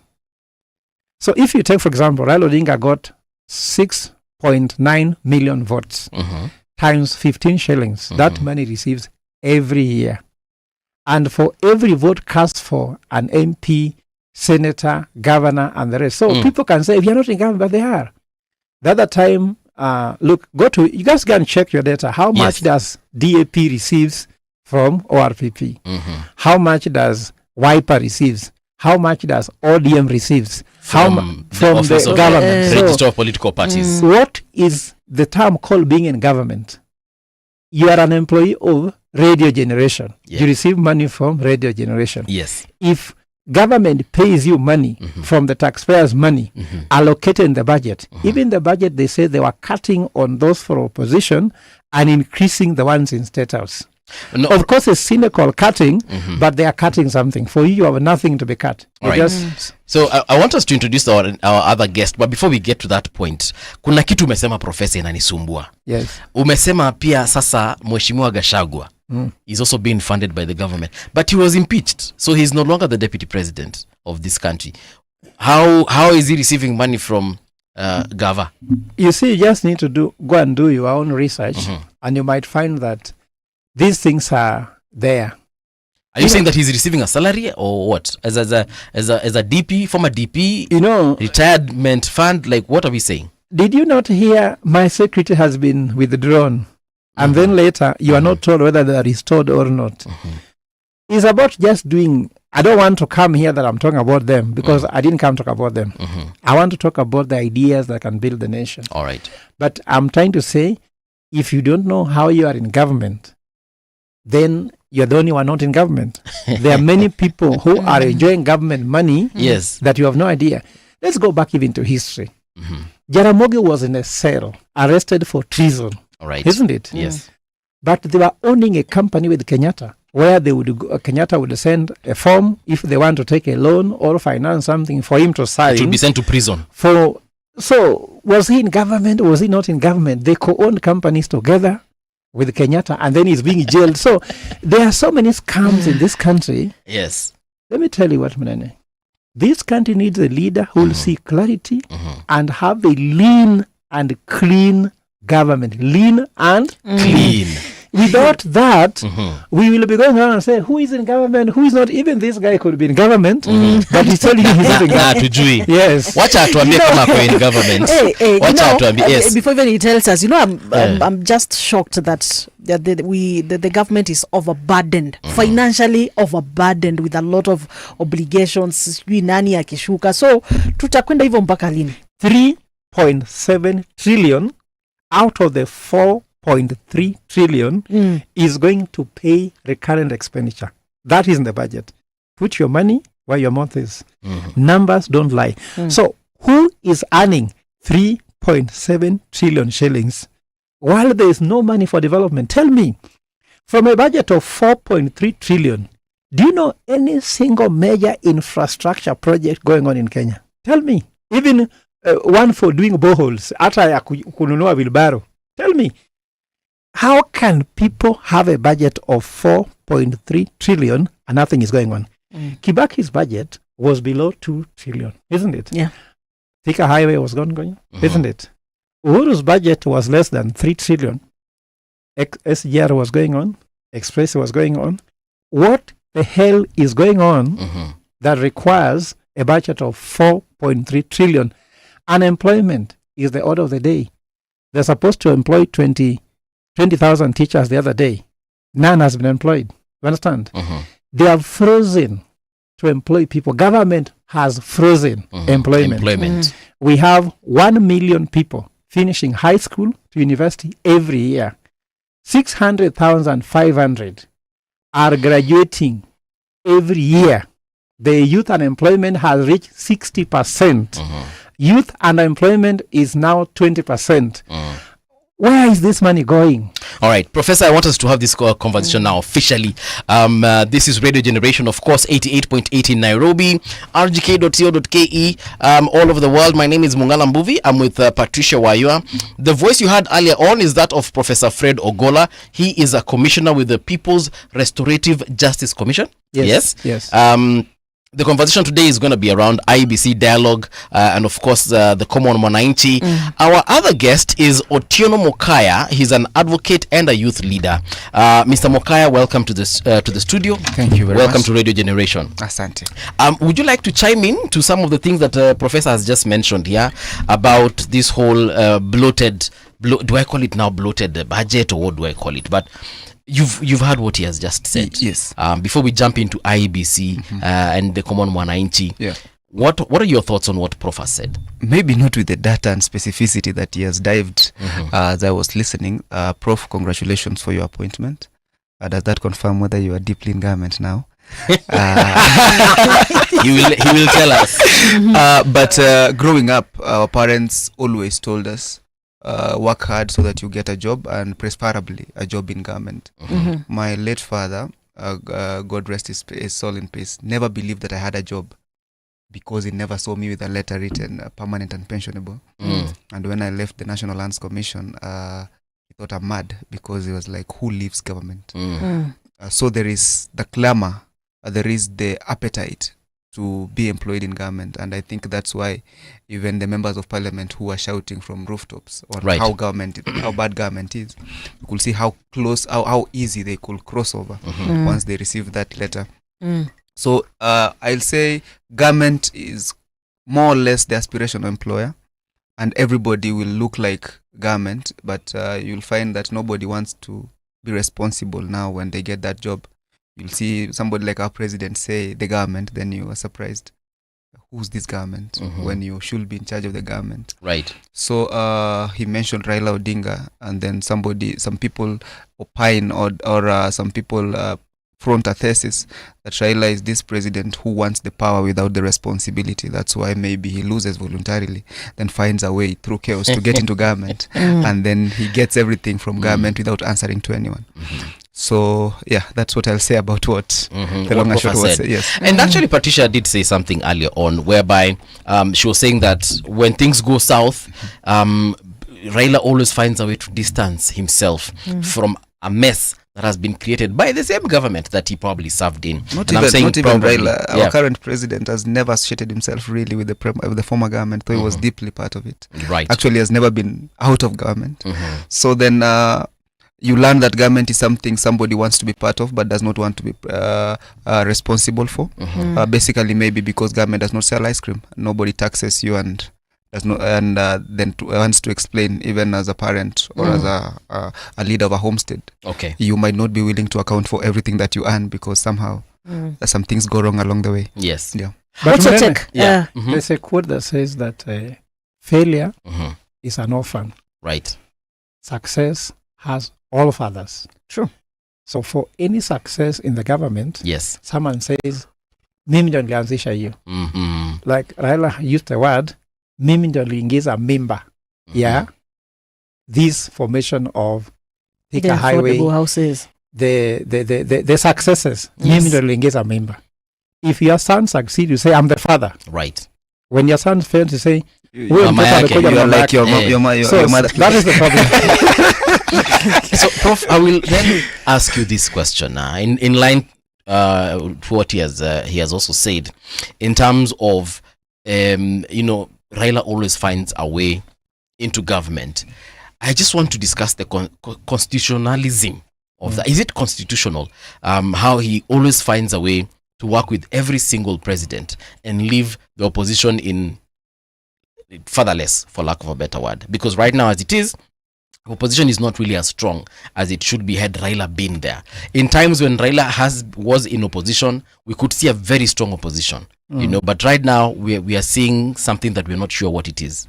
Amrena, there's something called legitimacy. And legitimacy can be found in two ways, legal and social. So Raila loses the legal legitimacy by not being elected president. Right. But he has got the social license by the people. Raila has been a brand. Raila has been a brand as people drink even without analyzing. There are some drinks people drink that you don't know why you are drinking it, but if you don't drink it, you feel you are losing out. All right. I don't want to mention because sometimes we are not here to kill brands. I'm a corporate expert, so we don't mention companies' names, especially just for the sake of it. But there are some drinks you've been drunk for years. They feature in birthdays. If they're not there in the birthdays, like there's no birthday. Your birthday haiko. Hata kama kuna wedo lazima iwe. So kuna vitu kama hizo. So those things are just people have them for emotional reasons. Right. Like when Raila was just brought in government, all of a sudden you discover that some people are now saying we don't have to fight the government. Ruto is now a good person. So social license to operate is what gives Raila that legitimacy. And you don't have to get it. And remember that legal license can be stolen. Okay. You can steal a certificate and become a doctor for some time. You can steal a certificate and become a professor and practice for some times. There was somebody called Professor Kanyari, who later said, I don't even have a degree. But he was a professor for a while. And he was moving with that title. Yes, he was moving with it. And there are so many fake professors. Just go and Google a list of fake professors. You'll see so many of them. So Raila do not have to be elected. Sorry. He just needs to get that social license by people patronizing his brand. Right. And that brand is so big that he now can use it to negotiate what he wants. Like now, give an example. If Raila goes to the opposition and says, I am back with you, where will Raila be sitting? He'll be chairing the opposition, isn't it? Right. Just like if he crosses over and tells Ruto, I am ready to work with you. Imagine the president in Addis Ababa ensured he rode with Raila on the same car. And by riding Raila on the same car, you heard people say that, Mr. President, you drove with Raila, we're with you. What benefit that have to the people? Nothing. It is sentimental. So Raila is a social icon. Okay. The only problem which is happening is that when you cross from left to right, you go back and forth, that diminishes. So currently, it is diminishing. Okay. The only thing is Raila needs to know how far will this continue being relevant, and how will you be able to rebuild in case you want to come back. That's the only thing that Raila has. But truth be said, he's been there for long. They've been known for long. All right. So people only know that there's Raila Odinga. Okay. So he's used this brand very well to make a name for himself, but also to make a lot of wealth for himself.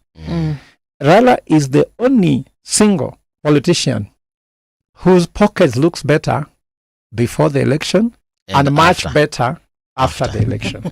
No one has really found this art. Many politicians after the election, they are so broke that even buying coffee becomes a problem. But right after the election, he is so wealthy, and after that, he's look at how much money he seemingly have made from this arrangement. Okay. I think it's not a good situation, especially with this you're calling it social license. Yeah. So now I'm looking at it from the perspective of how can it be given responsibility, because like most of the time, like we have said, after a government has failed to deliver, you'll always see him distance himself, for example, and he never succeeds normally.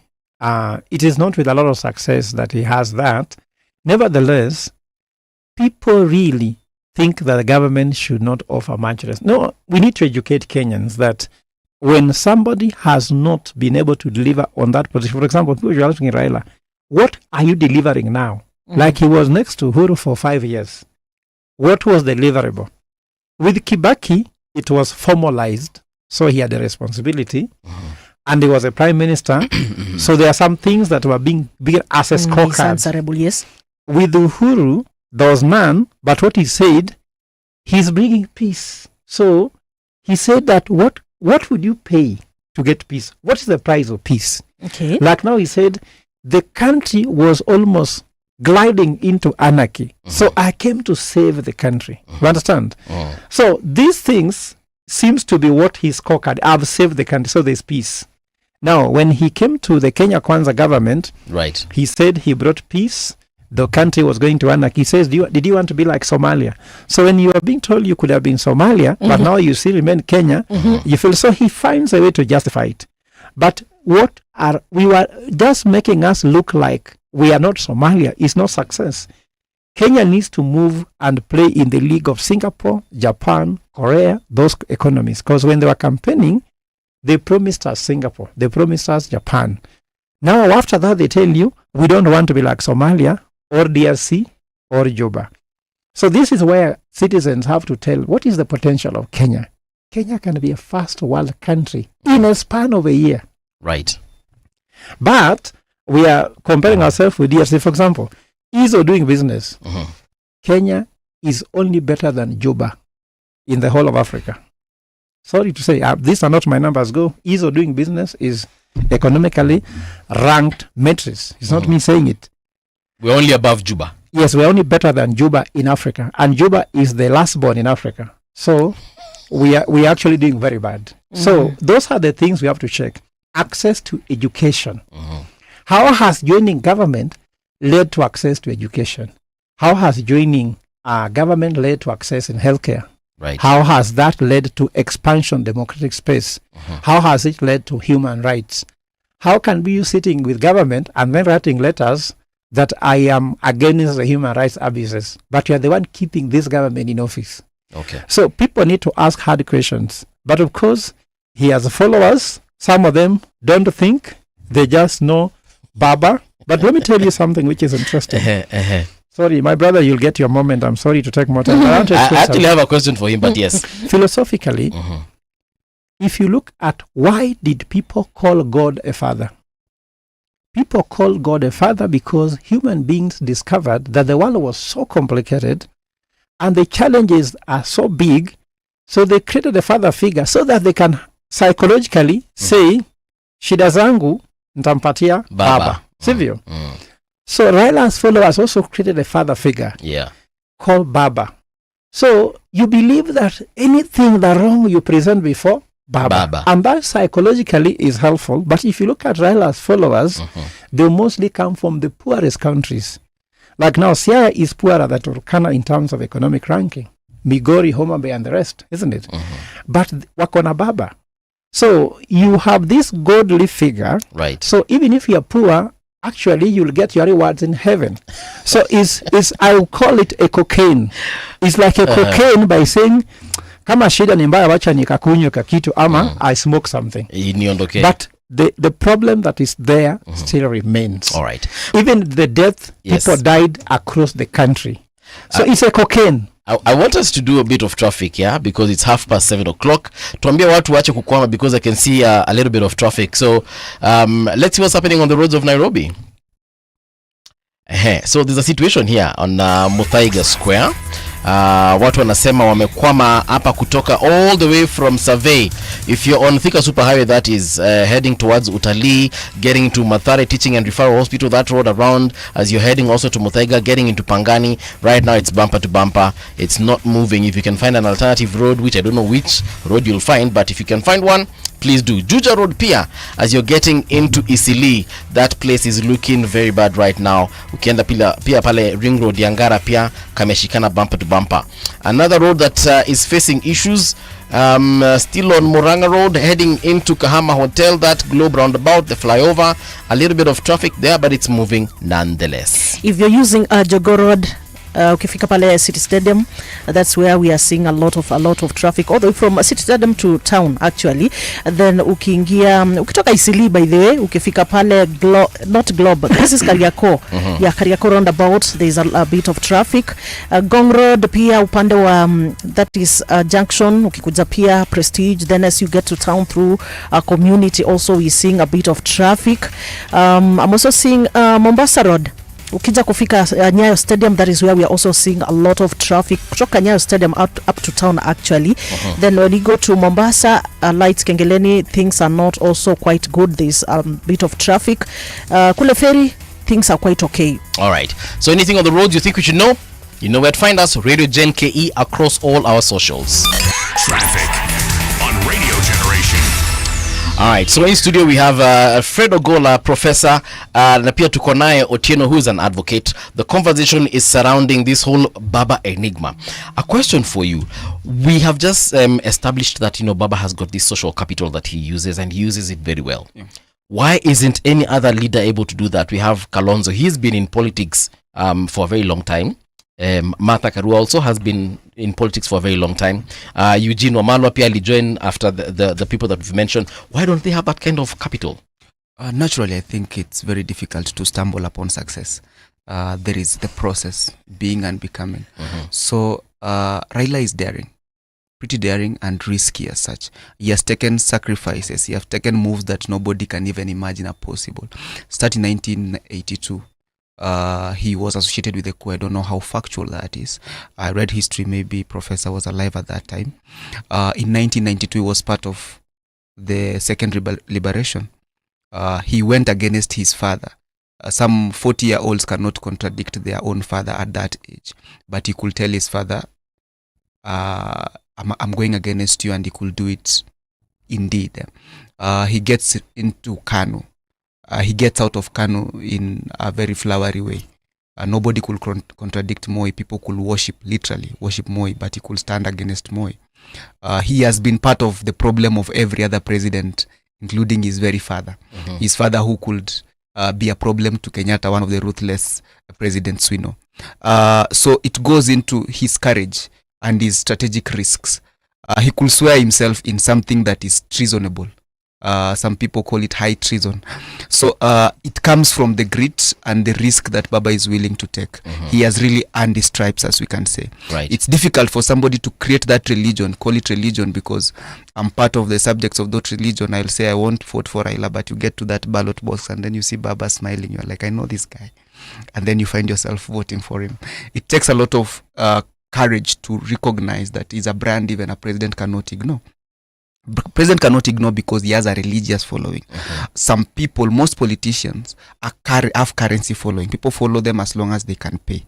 They say Baba is one of the stingiest politicians. He gives nobody money. But if Baba declares a holiday in town today, he just needs to appear on top of a vehicle, things just stop. Even to places where Baba is not popular. Let's say in central Kenya in those days, Baba was not popular, but they say he's the proverbial hyena. Whether you want to buy him or not, you'll come around him. In the marketplace, if a hyena appears, nobody went to buy a hyena, but people will just congregate around the hyena just to see. Baba has crafted that image that is attractive even when you don't like him. So that religious following gives him this image, this capital that he can use to negotiate. You will say again that Baba is, when growing up, we were told stories of Mr. All of you. There are 5 people getting into a room introducing themselves. That one says, I'm all of you. Then somebody comes and asks, all of you get in. And then the guy is, oh guys, I'm Mr. All of you. Then he eats and feeds on your behalf. And he has done that perfectly. Since 1997, whenever you want to talk to the people mean Raila. In 202, when you want to talk to the people, you really are talking to one person called Raila. If you want maybe to feed the people, you realize you're feeding Raila. And it has been so all over time. And I think it has been convenient to him, and it has been beneficial to him because he has that currency to sell. Because again, our elections have always been a fight between 2 coalitions.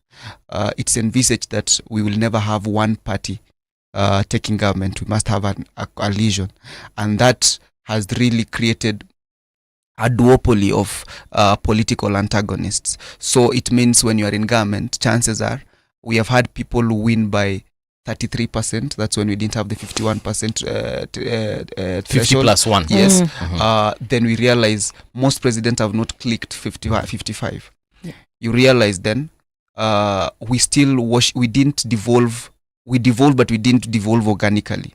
We sent some bosses to the county, but we still believe if we're not in control of Nairobi, you have nothing. Then when we lose bitterly. When we win, we will win so sweet that we even credit God for our victory. So then it means when you have 55% in your side, 45% is not in your side. By 45% you mean Mr. All of you. Raila Amolo Odinga. Then for proper legitimacy, because legitimacy is like trust, you don't earn it. You are given. Then you qualify it. It's a token. It's a social certification. It's like the organic blue tick before we started paying for it. You really own this 1 million followers, but you don't know any of them. Even if you have a problem, really they can't check a shilling to help you. But again, when you go to tell people you are an advertiser, you tell them, look at my TikTok, I have 1 million followers. Can you raise 1 million, Bob? No, but I have 1 million followers. So when you have 45% of the country seemingly supporting you, and you have some youths who you can use to legitimize that position, you just need to say tomorrow we're going to the road. And then you have some politicians willing to finance those people to come to Uhuru Park, and some religious followers from low-income Nyalenda, Kiberas, and the likes of you who will come to ensure that you look like the 45%. Then you create a figure that you can't live with because you feel like half of the country is divided. And for you to govern, you need, legal legitimacy. That is the Bible you raise in Uhuru Park or whatever arena. Then you need the social legitimacy, that everybody believes you are a president. Nobody goes to parliament and swears in the name of Raila Amolo Odinga. The crisis Uhuru and Ruto had in that time was that they had somebody more popular than government out of government. Then how do you clean that up? You can't have a more financially stable father who's not yourself and who your children look up to.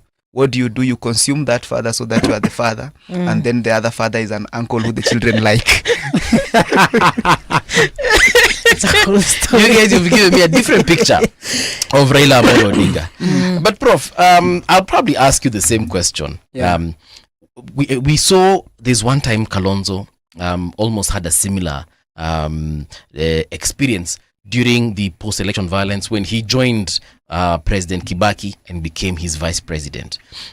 And I believe that is where the whole watermelon situation came up. So what are we saying about these individuals that have got social capital, specifically Raila's kind of capital? Because no one else has been able to achieve even a quarter of what Raila has achieved as far as that capital is concerned. Not even Martha, who can wiggle her way through government like that.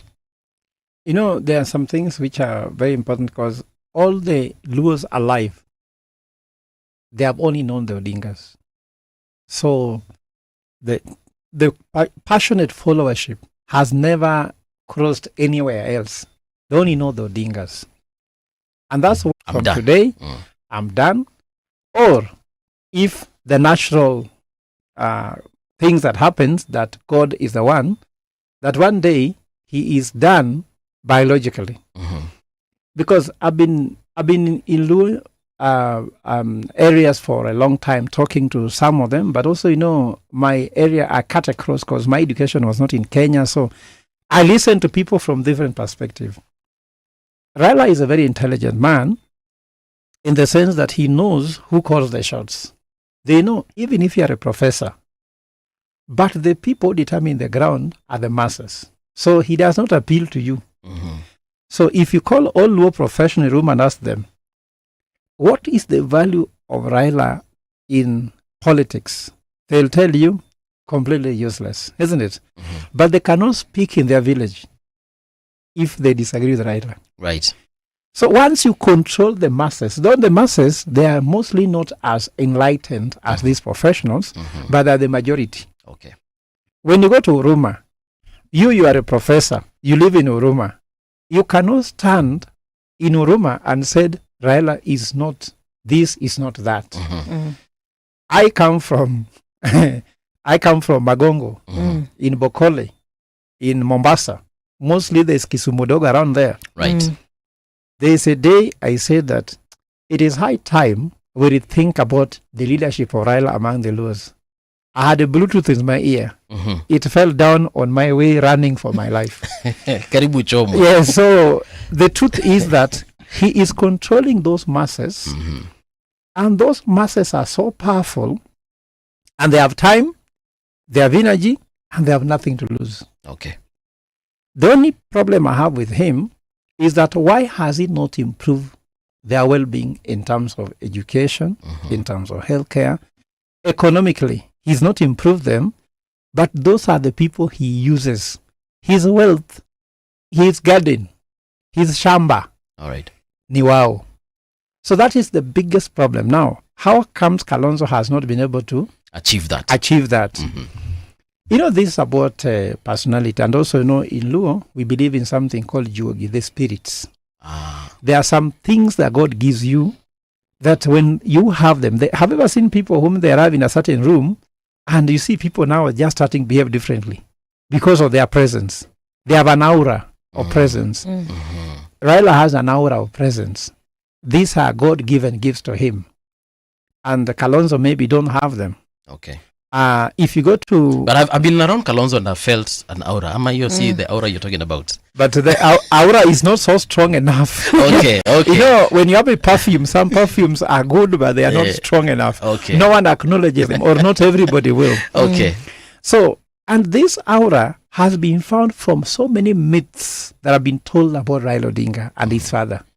You tell me anything that looks mythical, story. You know, for you are who you are because of the stories told about you. God is God because if you read the Bible, you see miracles. You see magnificent things done. The son walked on water. He healed. So you see, those stories are not there. Raila Odinga's father was being told that if somebody wanted to kill him, he would turn to a donkey. You've heard those things, isn't it? I've never heard of it. So the stories told about Raila Odinga and the family is what has made him look very different individual. You understand? So the donkeys we see around Bondo, yes, people who try to kill people are trying. I'm sure Otieno, you hear these stories. Eh? Yes. There was a time when Moi wanted to kill Raila, right? And Moi sent policemen to his home, right? Then when on the way, these policemen found an old man walking with a stick, right? And asked him, "Where is Orela's family?" And he was told, "There is the home." And as this old man was disappearing, when they reached, there was no Raila at home. No, Odinga, the father. The father now. So these myths, people have told them. And Luos also like them. Songs sung about him. Which songs have been sung about Kalonzo that makes you think about him differently? Ndatafuta. So you have to look for those songs, and they have to be told overwhelmingly. Okay. If you look at how they call Raila Odinga Agwambo, what's Agwambo? Something you can't understand. Oh, is that the meaning of Agwambo? Yes, you can't. It has no sides. It's like octopus. You are holding an octopus. Okay. Where is the head? Where is the neck? You can't tell. Okay. So the people who follow Raila has come with so many stories, so many myths, so many songs that have patronized him, that when you think about him, you see him as somebody who has been highly elevated. Okay. And he has captured the institutions of the Luo community. One, he is the one who controls the Luo Council of Elders, isn't it? Some religion like Legio Maria, he presides over them, isn't it? He is the one who has controlled one single most political party that controls that community. So don't just look at a person like somebody is a lawyer. Like Kalonzo is a lawyer. He was a vice president. Right. But how has he captured the Kamba community in terms of the instruments that patronage the Kamba community? But not just that. Raila is somebody who has been loved even by the Luhya community. So do you know that Raila is not a Luo, but looks like a Luo, but actually is a Luhya? So Luhyas and Luos embrace him in equal measure. How have they crafted that story and made Raila look like a Luo? Raila's father is called Jaramogi. Jaramogi is not a Luo. A Luo is called Ramogi, like Ramogi Achieng Oneko. Okay. That's a Luo. But this guy is called Jaramogi. Ni mtu alikuja, mtu wa kukaa, alikaa huko akapewa jina Jaramogi, mtu wa Ramogi. Sivyo? But he's not from there. Okay. Raila has even said it comes from the Wanga. Do you know that even ODM, before Anyang' Nyong'o became the party leader, there was no leader from Luo Nyanza who was in ODM. Raila was the party leader, who is a lawyer, isn't it? Joho is from Coast, isn't it? Oparanya is a lawyer, isn't it? You go Mbadi is a sober, you understand? Right. Oparanya is a lawyer. So how comes Luos could believe ODM belongs to them, right, without none of them being there? So I'm telling you, there's something that has been told, and has been told so well. It's this aura that he walks with. Yes, that you don't see certain things. It makes you not to see clearly. And I think that's what is the issue, is that sunrise will rise in Luo Nyanza and the other parts of Kenya, right, that will now be allowed to be told, look, Ramogi TV, Ramogi Radio. For example, if I go to Ramogi Radio and say something in Ramogi Radio that may not go well with him, I might not go back there. Okay. You understand? So there's capturing of the institution, the media, you capture the elders, you capture the stories being told in a community. They are told in a way that enhances this person, this enhances the other person. The most elite Luo leaders were not actually from Jaramogi's family. There are people like Tom Mboya, people like Ouko. The Oukos, the Tom Mboyas, they were just people like Kalonzo who are prominent, but never had a myth, a story, a social fabric around them. So how Raila has done that now, that needs a lot of research. It's magic, eh? We shall sit down and talk about Jaramogi Raila Amolo Odinga one of these fine days. But there's a candidate I'd like us to talk about also, and we actually read about him this morning. That is former CJ Maraga. CJ Maraga has said that he's going to have a Wanjiko funded campaign. Number one, do you think, Mokaya, that is actually sustainable? Is it viable? I remember some time back, I think it was in 2017, Kalonzo alishikilia pay bill number. Sijui kama alipata pesa. Personally mimi sikutuma. Sasa sijui kama hii ya CJ Maraga itatoboa. CJ Maraga is an idealist. He believes in the world that God created in Eden, where everything was fair, square, flowery. You just walk into a garden, you find fruits except the one that God did not say you touch, and then a snake tells you to eat, and then you eat, then you go to God. God forgives you with repercussions that don't directly fall on you. Maraga is the ideal president in an ideal country, with where everybody is a saint, and most probably maybe Seventh-day Adventist. But that is not the country we live in. Okay. We don't all worship the same God. And if we worship that same God, our religion is not our lifestyle.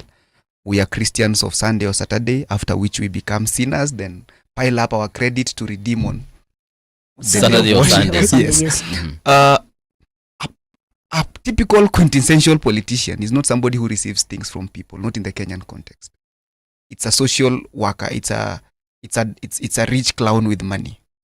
That is how a politician is angled. It's sad that that's the reality we have. Even to young politicians or young leaders like myself, when you go to ground in Mombasa constituency, you will ask, will you vote for me? Somebody will ask you, Nkiki aona arire. Easily translate to mean, what of yours have I eaten? Okay. Yeah. So when you come as a leader, and apparently those are the leaders who will come with the spirit and thirst to serve the people, because they don't have a loan to pay which they gave you, and they don't have a reason to run away from them, because if they stand around you, you won't ask them for money. Without money, they beat you up. They can. So you'll say, Maraga will be the president of this country if Akearepin will be the voters card. Come again? Why Maraga will be the president of this country if Akearepin will be the voters card. What I mean is, if Akearepin is voters card, it means you feel where the taxes paying you. It means leadership is something you reason through. It means you'll vote a banker as opposed to a guy with dimples, because you know this guy will deliver on what. But if the pain of taxes does not land on any voter, Maraga will not be your president. Maraga is a president of the Kileleshwa, Kilimani, upper middle class, because then they reason through their vote. Okay. But largely, our votes, our elections happen in Kibera, Mukurugwanjenga, rural, less educated, and more emotional kind of voter. That's why there is no rally in Karen.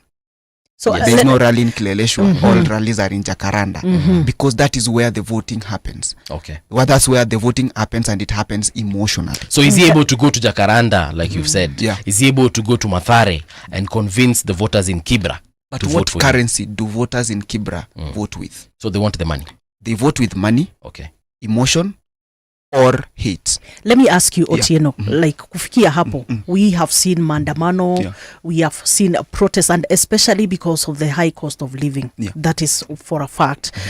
Do you mean that these people, mpaka sasa, people have not realized the importance of voting because of issue-based voting?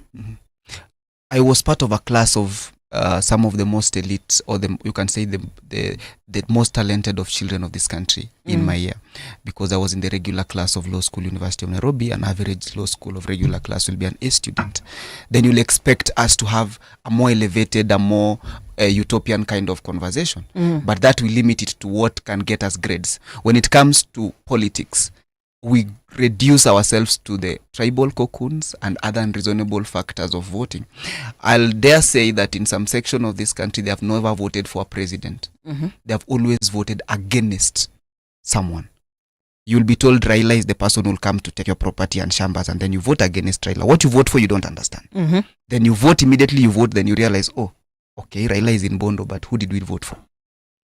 Then you'll come and be told, somebody took our children to ICC.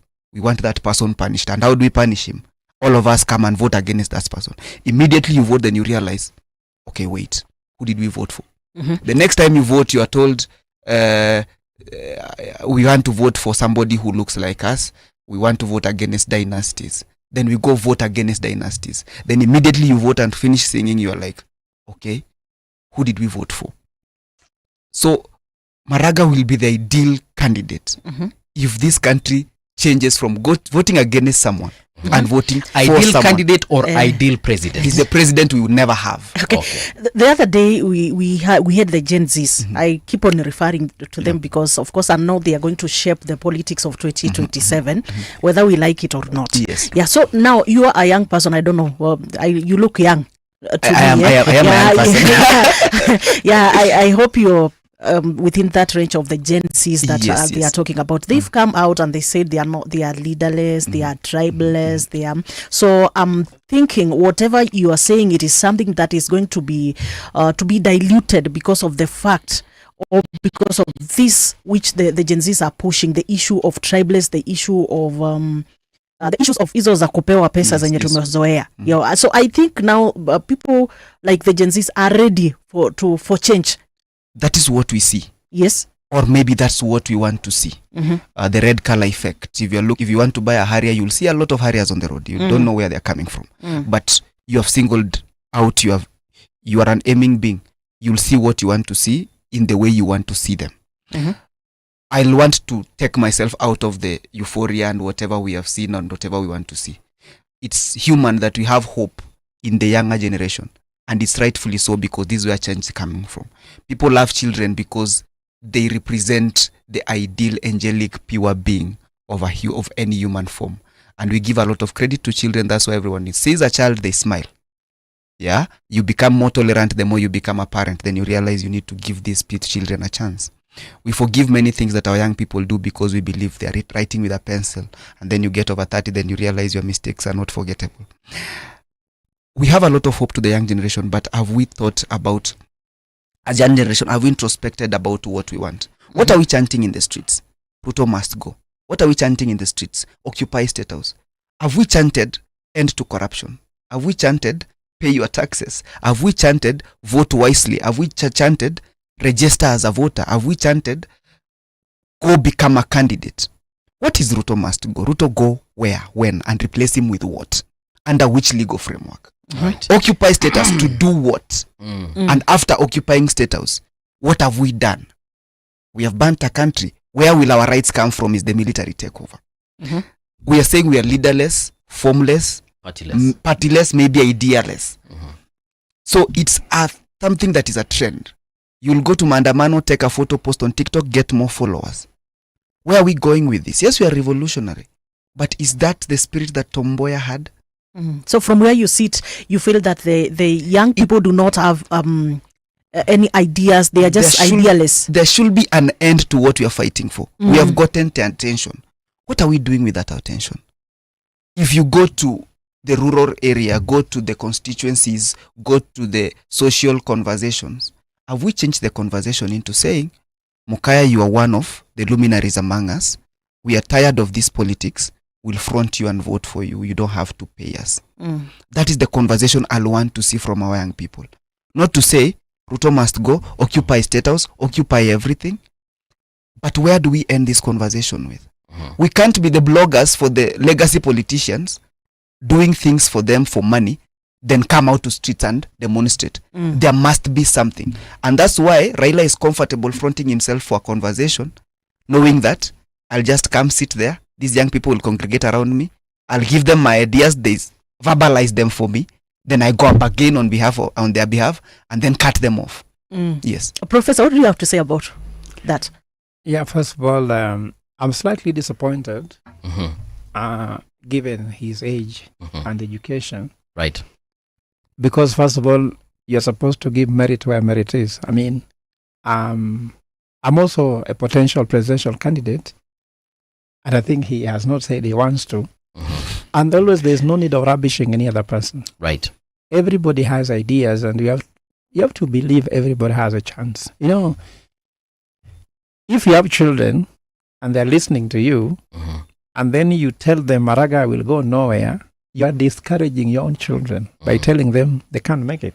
Okay. If I look up my history, if you would tell me I would be a professor of the level I am now, I would tell you are lying. But there's something in my spirit that told me actually it's possible. I mean, that's tell him, well, we grew up in Kibra here, 11 kids. My father was earning 1,500 shillings. My mother was mostly doing business like selling tomatoes and the rest. Being 11 with 1,500 as income, I'm the sixth born, you could not imagine that I could be able to get the education I have. I've actually have one of the best education. Even that Maraga cannot match my education. Okay. I'm not proud, but I'm trying to say everybody needs to be given a chance. My own cousin, when in the same class, told my classmate, Fred brags here, he has been number one from class 3 to class 7. His education ends in class 8 because his father has no money to take him to secondary school. Professor, but just now hold on to that so, thought. Sorry, I'm so sorry I'm cutting you short. We need to get into the news. But when we come, of course, we'll recap on that particular point. But most importantly, even as you say that you've registered your disappointment in regards to maybe what even the general youth are thinking about Maraga, because there is a thought out there, and we'll be very honest about it. Yeah. chances are Maraga might not be president. Why? Because of the exact same things that he has mentioned. But anyway, we shall come back to that. Right now, though, here is the news with Winnie Maganga. Radio generation, the sound is fine. Pump it up, turn it high all the time. Let the music move you, let's sway. Radio G's got your jam all day. Radio Generation, the home of urban soul.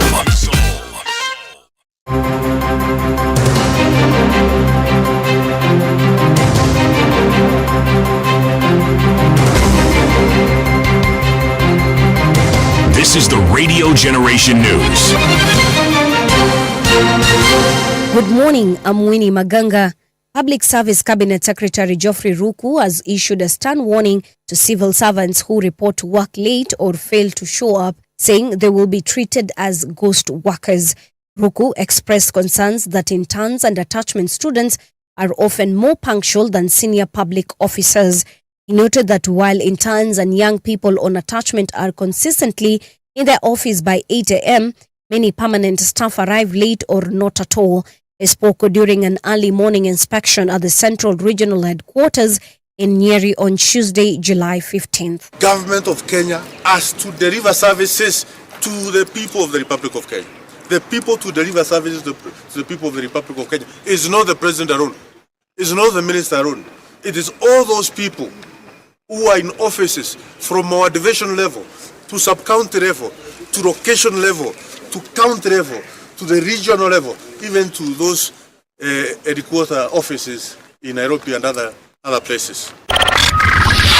Over 133,000 children in Kenya failed to receive essential childhood vaccines in 2024, marking a sharp increase in immunization gaps.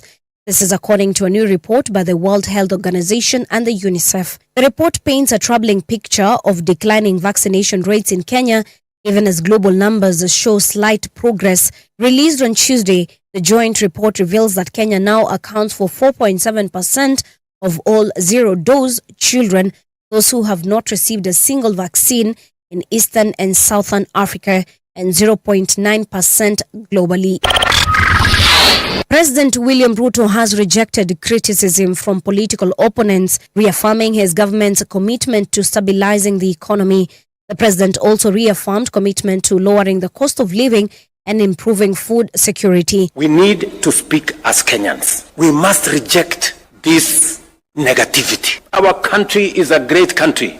My friends, let nobody lie to you. You know, when you hear people speak, it is as if Kenya is the worst country in the world.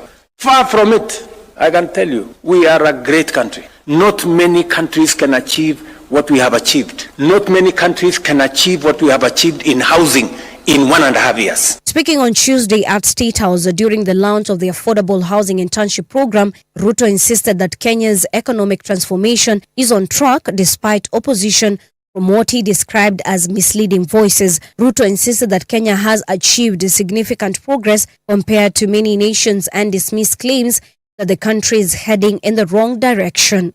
We are a great country, and we must reject those who want to tell us otherwise. That, oh, you know, Kenya is a failed state. Which failed state? Where? Do you know what a failed state looks like? So, let me tell you that my commitment to the transformation of this country. A Milimani Commercial Court has ordered the former United Democratic Alliance nominated Senator Gloria Oroba to pay Senate Clerk Jeremiah Nyengenye 10.5 million shillings for defaming him through social media platforms. Magistrate Ruguru Ngotho issued the order after he found the former legislator guilty of publishing defamatory and malicious statements on her social media handles and on her WhatsApp status accusing Nyengenye of sexual harassment. Magistrate Ruguru also ordered the former nominated Senator Oroba to offer a suitable and fitting apology in terms that will be approved by the complainant, Senate Clerk Nyengenye. However, Oroba, in a statement, has vowed to fight back. Jeremiah Nyengenye, the clerk of the Senate, took me to court on defamation claims. And in fact, this was the funny thing. The matter was brought to Parliament through him. because he's the one that pushed behind the scenes that it was brought to Parliament when I was absent. They discussed it in my absence. I responded when I was in New York through a video. He took the video, and that is the video that he took to say that it was defamed. My claims are still on the table.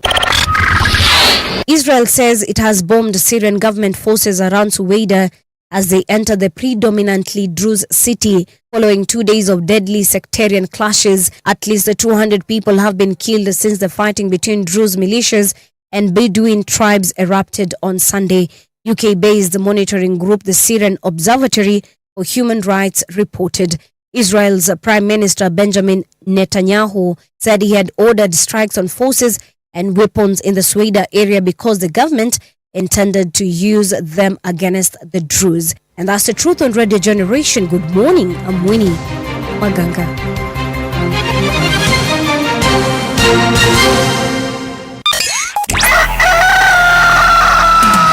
In the beginning, there was morning radio.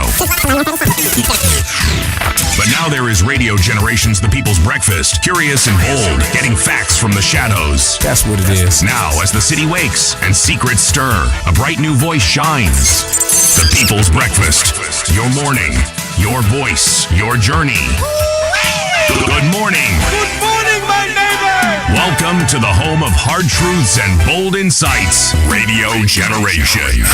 Yes, indeed. This is Radio Generation. My name is Mungala Mbuvi. I'm with Patricia Wayua. Also in studio, we do have Professor Fred Ogola, and we also have Otieno Mokaya. He's an advocate. The conversation that we're having earlier on, and I'm so sorry, Professor, I had to cut you short. No worries. Lazima tufanye ile kazi pia imetuleta hapa. But kindly continue. You were just telling us the fact that you organized yourself to get to where you've gotten, and it is because despite people not believing in you, people putting you down and shooting you down, you ignored those voices and you did the same. And I want you to also connect it with CJ Maraga and what he needs to do. Yes. Yeah, so I always don't like people who dismiss others, because we are so dismissive that makes some people even not want to try. If you are a CJ, you are the president of judiciary, and you can't be president. And someone says you can't be president, while there's a child who has no father, has no mother, has no one taking care of them, and they still want to make it life. You are telling that child, if Maraga cannot be president, is there any chance you can even feed yourself? So there's what I call positive inquiry, positive energy, positive vibes. We should not always tell people this is what it is. So when my cousin told me I cannot even go to secondary school, I saw there was more reason why. Then I did research and found that there was people who are financing the best student in Siaya. If you are the best student in Siaya, you are given entire scholarship. Siaya. Yes. What I did, I changed school.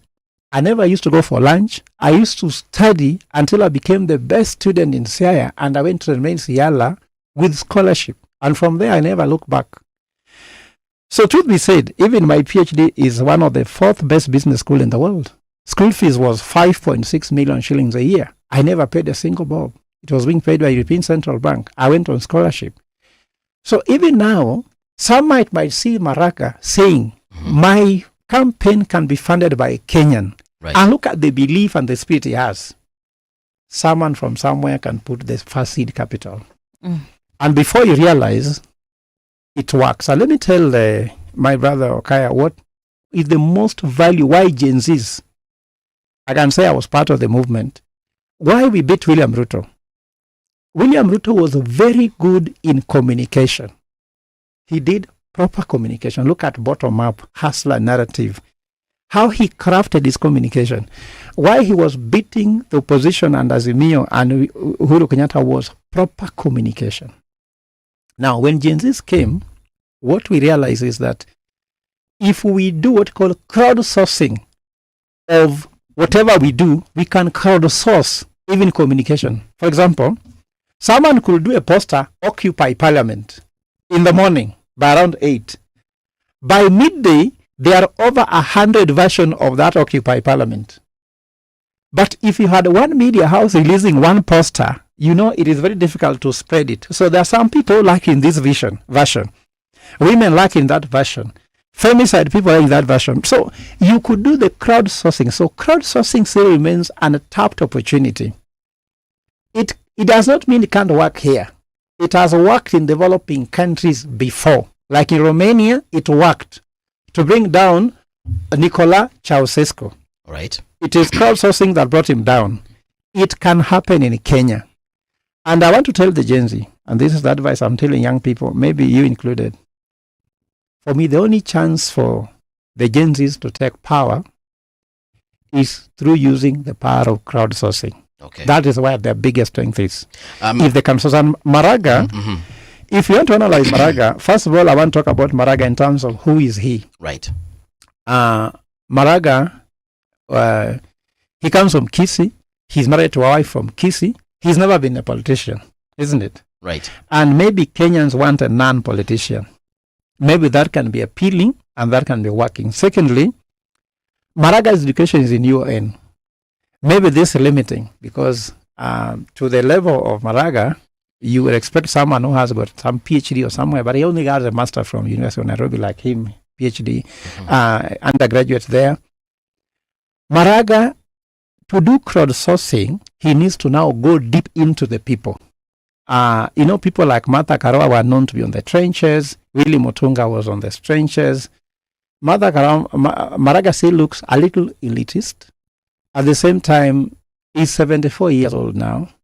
We are talking about the age of AI. We are talking about social media and the rest. These are things which sometimes can be difficult. You can say you can learn everything, but he's teaching an old dog, old tricks can also be challenging. So Maraga has some tailwinds and headwinds. The tailwinds is whereby people see Maraga to be a clean guy. But there's some questions we can be asked. You are presiding over judiciary. What did you do to transform, to make people access judiciary that time? That's the scorecard we have to look first. Because I usually tell people, before you jump in something, do proper due diligence. Who is Fred Ogola? Who is Okaya? Who is Maraga? Who is Monene? Who is Patricia? And in China, why Chinese brought the culture of meritocracy, they go to nursery school and see, did you used to do assignments, all of them? Did you attend all your classes? How did you score? And they give you that scorecard from nursery, secondary to university. They go to your neighbor. Who is your neighbor? How do you relate with them? They check. Do you beat your wife? Have you ever been caught in drinking and driving? Have you ever defaulted anything? So this research is done. So I'm asking Kenyans, before you jump into any presidential candidate, do due diligence, just like when you want to do something. Because what I see in Kenyans is that, not in Kenyans, but generally human beings, when they want to make a small decision, they do very complex analysis. Like if you tell someone, can we go have a drink? They have to say, where is that drink? Is this session better than the other one? And should I take Coke? Is it Coke Zero or what? So they analyze complex things. They're just like taking a drink.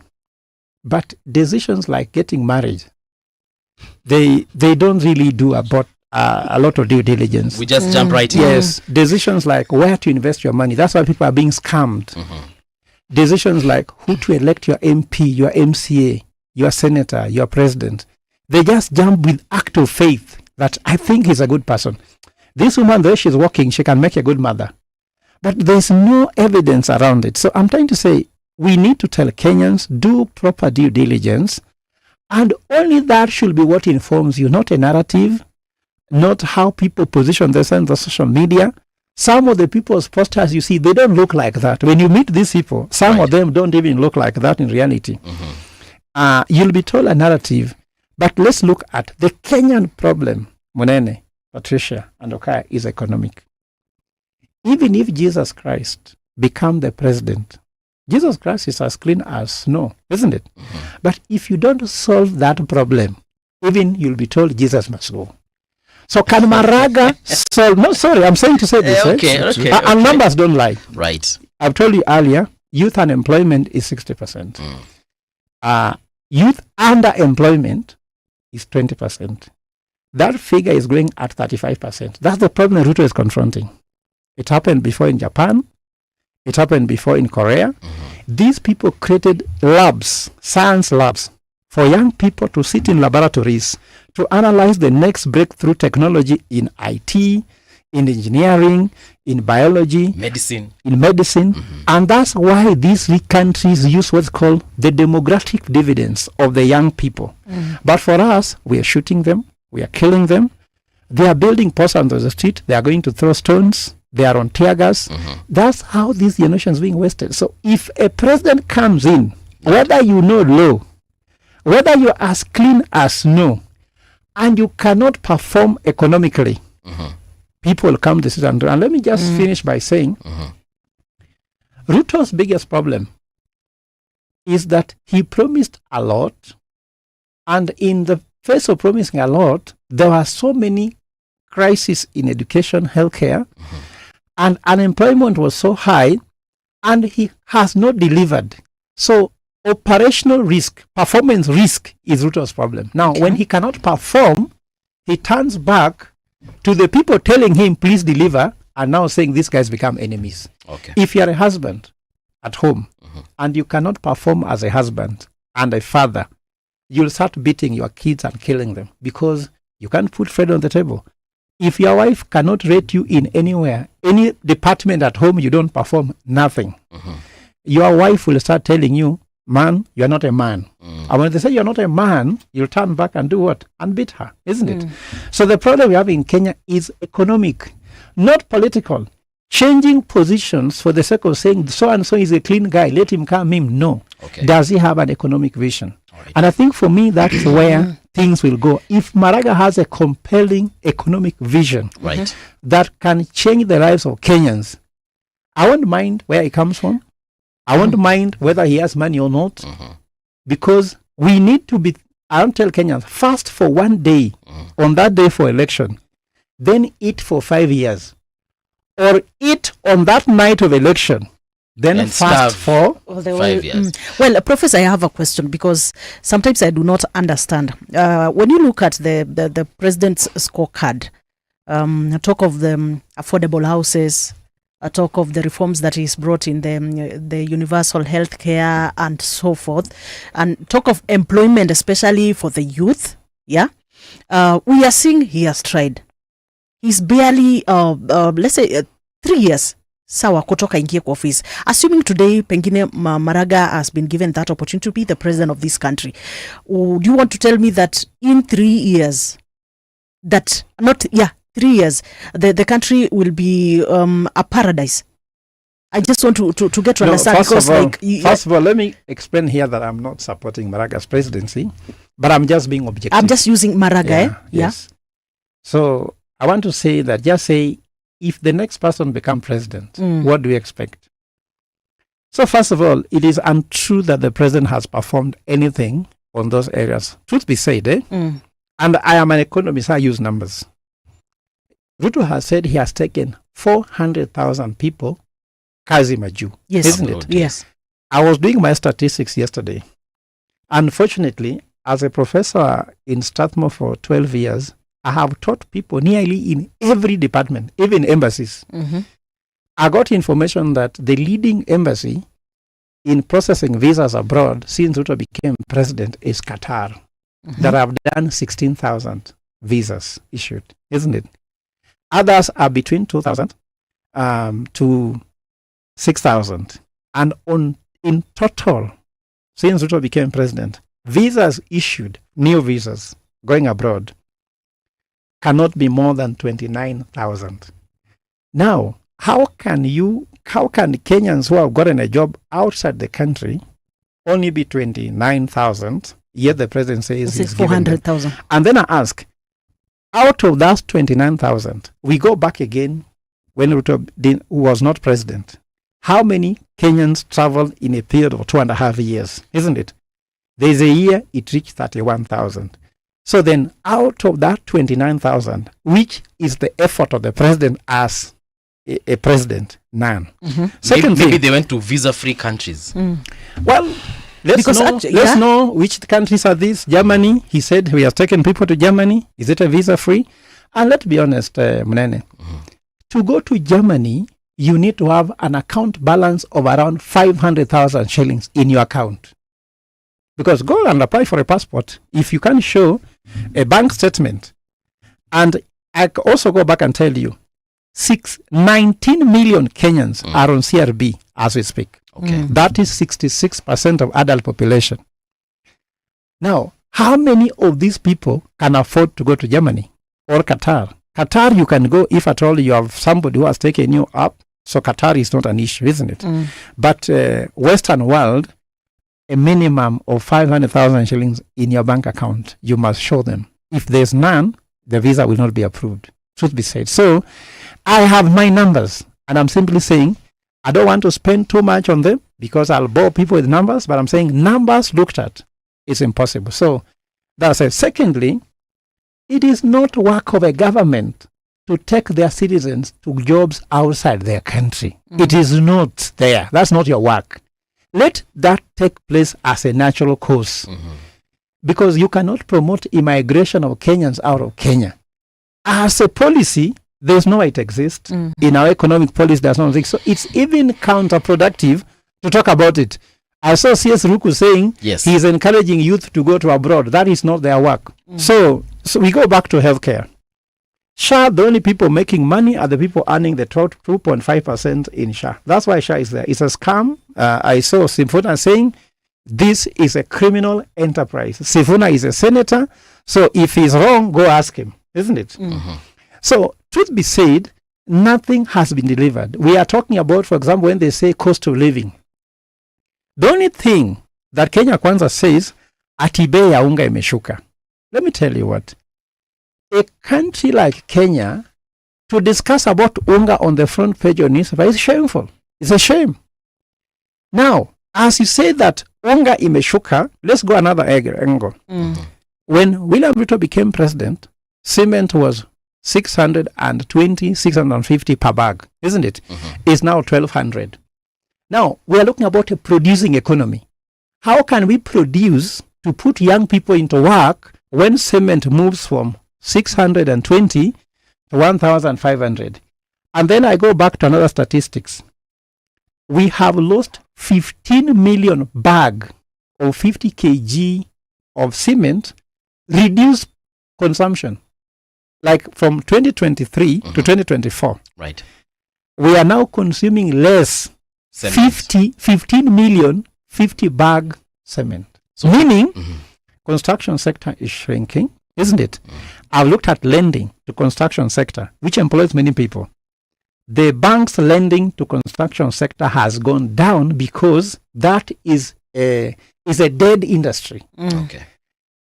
Equity Bank has stopped as a policy opening new branches in Kenya and are opening aggressively in DRC Congo, isn't it?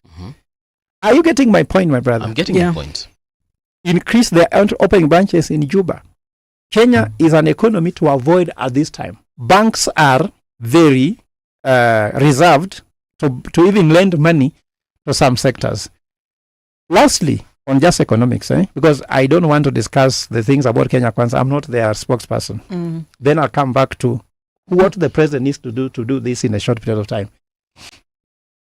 What is happening at the moment, again, people are now using fridges, household utensils to take loans.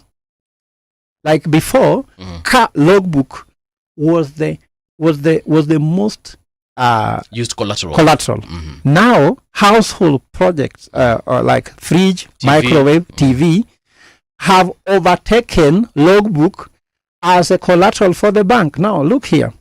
There is no bank in formal financing that can give you a loan with a microwave. Meaning, Shylocks, who charge interest of 38%, 60%, are now the one borrowing Kenyans. Which business can you do where the cost of capital is 38%, while in China, the interest rate is 2.9%. If you want to compete in the global market, Chinese borrow at 2.9% interest. Right. Americans are doing 4.2% interest. A Kenyan is doing 38%. So if you're producing coffee, you're producing tea, you're producing cotton, whatever you're producing, into the global market. Your interest is 38%. Somebody is paying interest of 2.9%. How can we be competitive? So by truth said, macroeconomic environment is worse. But there's one silver stroke that if you become president tomorrow, if you allow me to become your economic advisor, you'll thrive in 1 year. The silver stroke is production. Just give incentives to anybody who wants to produce in Kenya. The economy will wake up, because when you produce more and you want to take more exports outside the country, first of all, your currency will have very high demand. For you to buy anything from Kenya, you have to buy Kenya shillings. So the Kenya shilling to the euro or the dollar will go up to 80%. It's possible. Immediately that happens, the interest rate will go down so that people can borrow money and do business. Lastly, exchange rate will go down. And when you are producing, the supply side of the economy will be higher than demand, and therefore inflation will go down. Like China, inflation is 0.2%. In Kenya, it's 5.1%. So if a president can know how to do that, it will be okay. But now you ask a question about short term, because these people are suffering now. The problem we have in Kenya, what Ruto has done badly is creating hope. Uhuru, with all the problems in the economy, he kept Kenyans hoping. Kazi mtani, Linda mama, pesa kwa wazee. So you always saw there was hope. William Ruto told us on the first day he took office, we have inherited a dilapidated what? Economy. Then every day he told us that this economy is so bad, you have to wait. And then we waited, it's only getting worse. So Kenyans are seeing no hope, because what Ruto said he was going to do, he has not done, he is not doing, he has no capacity to do, he has no intention to do, therefore he won't do, and therefore Kenyans are saying, you must now go. Let me ask you, Otieno. You said what you said about CJ Maraga. What do you think he can do then, going forward in his campaign, that people will start looking at him differently? Thank you for that. I think I am happy that I'm disagreeing with my senior brother here, because it means I'm thinking, and the moment you attempt thinking, you risk disagreeing with people. Right. Because we are different. But I think he got me wrong on one thing. I didn't say that Maraga is not an ideal candidate. Neither did I say that Maraga wouldn't be a president of this country. I qualified this presidency. That if Maraga wants to be a president, he might have to do twice as much to get half of what the quintessential politician will have. A mindset changes with a generational change. You can't change a mindset today. The problem with Kenya right now, the political landscape, it's mindset. It's the picture we have been seeing of a politician. It's the picture we know of somebody who can be president. Being president of Kenya is like success. I said you can't stumble on it. It takes work, it takes belief, it takes image, it takes a lot of things, including muscle, beyond just a person or a personality. Matiang'i is too good to be president in the current dispensation. Not that he doesn't qualify to be president. He needs to do more to change the mindset of Kenyans to believe in somebody like him. Matiang'i or Maraga. Okay. So sorry, it's a sleepover from a conversation we had offline. Right. So why am I saying so? Everybody will want a country where you ask a president about a corruption question, he asks for a Bible. You know, the iconic moment, I think that's when Maraga was goated, that have you ever taken a bribe? Give me that Bible. I swear in the name of the living God that I've never taken a bribe. You'll want a president like that. How many people want a president like that? There are many people who want a president like that, but how many people are willing to vote for a president like that? What does it take to sell such a product? We have people, we have Tomboya, what did we do to him? We killed him. We had JM Karaoke, what did he do? We shot him. There are people I know who are good performers, but they get voted out after one term. Why? Political decisions are the decisions that we make without thinking. They are decisions we make emotionally. That's why I said we must relate our governance with our taxes for us to elect Maraga. That's why I said he's an ideal candidate. Prof said he's an elitist candidate. We'll need to break down Maraga in small pieces so much so that the simplest of people understand why he's an ideal candidate. Before that, then he has to work twice as hard to get half of what the legacy politicians have. So that's why I'll say that Maraga's candidature is beautiful. but it could end there if we don't change how we think about politics. Okay. He said about economy, I think I agree with him to one extent, that I think the problem with our economy is not our numbers. The problem with our economy is what we use to measure our economy. We use GDP to measure economy, and that ends up in a lie consistently over time, and it will end up in a lie for the rest of our lives. Why? We'll group 4 people in this house, Mbuvi, Patricia, Mokaya, and Ogola, and say our GDP is 5 shillings per person. But we realize 19 of that money is owned by Mbuvi. Then what are we saying? It's a lie that we think everybody has 5 shillings, but it's Mbuvi who has that money on our behalf. I think the right matrix, you are a professor of economics, math is not my biggest forte, but I believe access to credit is a good way to measure how our economy is doing. How much of us can be trusted with money that is not ours? Then you realize credit worthiness is a good matrix to measure our well-being as a country. We can't measure our well-being as a country with money in other men's pockets. Okay. We'll measure our our well-being as a country in how much we can be trusted with money that's not ours. Then it means Mokaya, son of a teacher from Nyacheki in Kisii, can access $1 million to start business. Yeah, on our country touting, using our government saying that exporting labor is a sign of development. I think then we get it wrong also on that angle, because how much does it spend? How much does it cost? Let's start let's start from the most basic investment in a human being. It takes the patience of a mother to raise a man for 25 years. Can we quantify that? The risks that are associated with a mother waiting for a boy to become a man, including he can fall off and die, immunization, education, loans, chamas. And then we go to the toll in government. How many teachers do we employ? How much do we invest in those teachers? How much infrastructure in education do we invest in a 25-year-old to make him employable? Then by stroke of a pen, we put him on a plane to go and clean houses in Qatar. What are we doing? Slave trade was not forceful. It's our kings who took our men, the strongest and the best of us, to the shores and gave them to the white man in exchange for salt. And that's why we built the US. And the US is now thinks it's a superpower, because it's the blood and thirst of the best of us that build the West. So I think the approach could be different. There is no country that should be proud of brain drain, that we are actually not even giving our best. I want to believe that one of the conditions to get a visa to the West, let alone the East, is to look as less sophisticated and as less threatening as possible. Because why do they take us to their countries? We are going there to do the jobs that their natives don't want to do. We are not going there as doctors, lawyers, pilots, accountants. We are going there to get men. I'm not, by whatever means, I'm not demeaning the jobs that feed our families in this country. But I'm saying, what are we exporting? Can we get it here? Okay. We can't export our population outside and call that empowerment.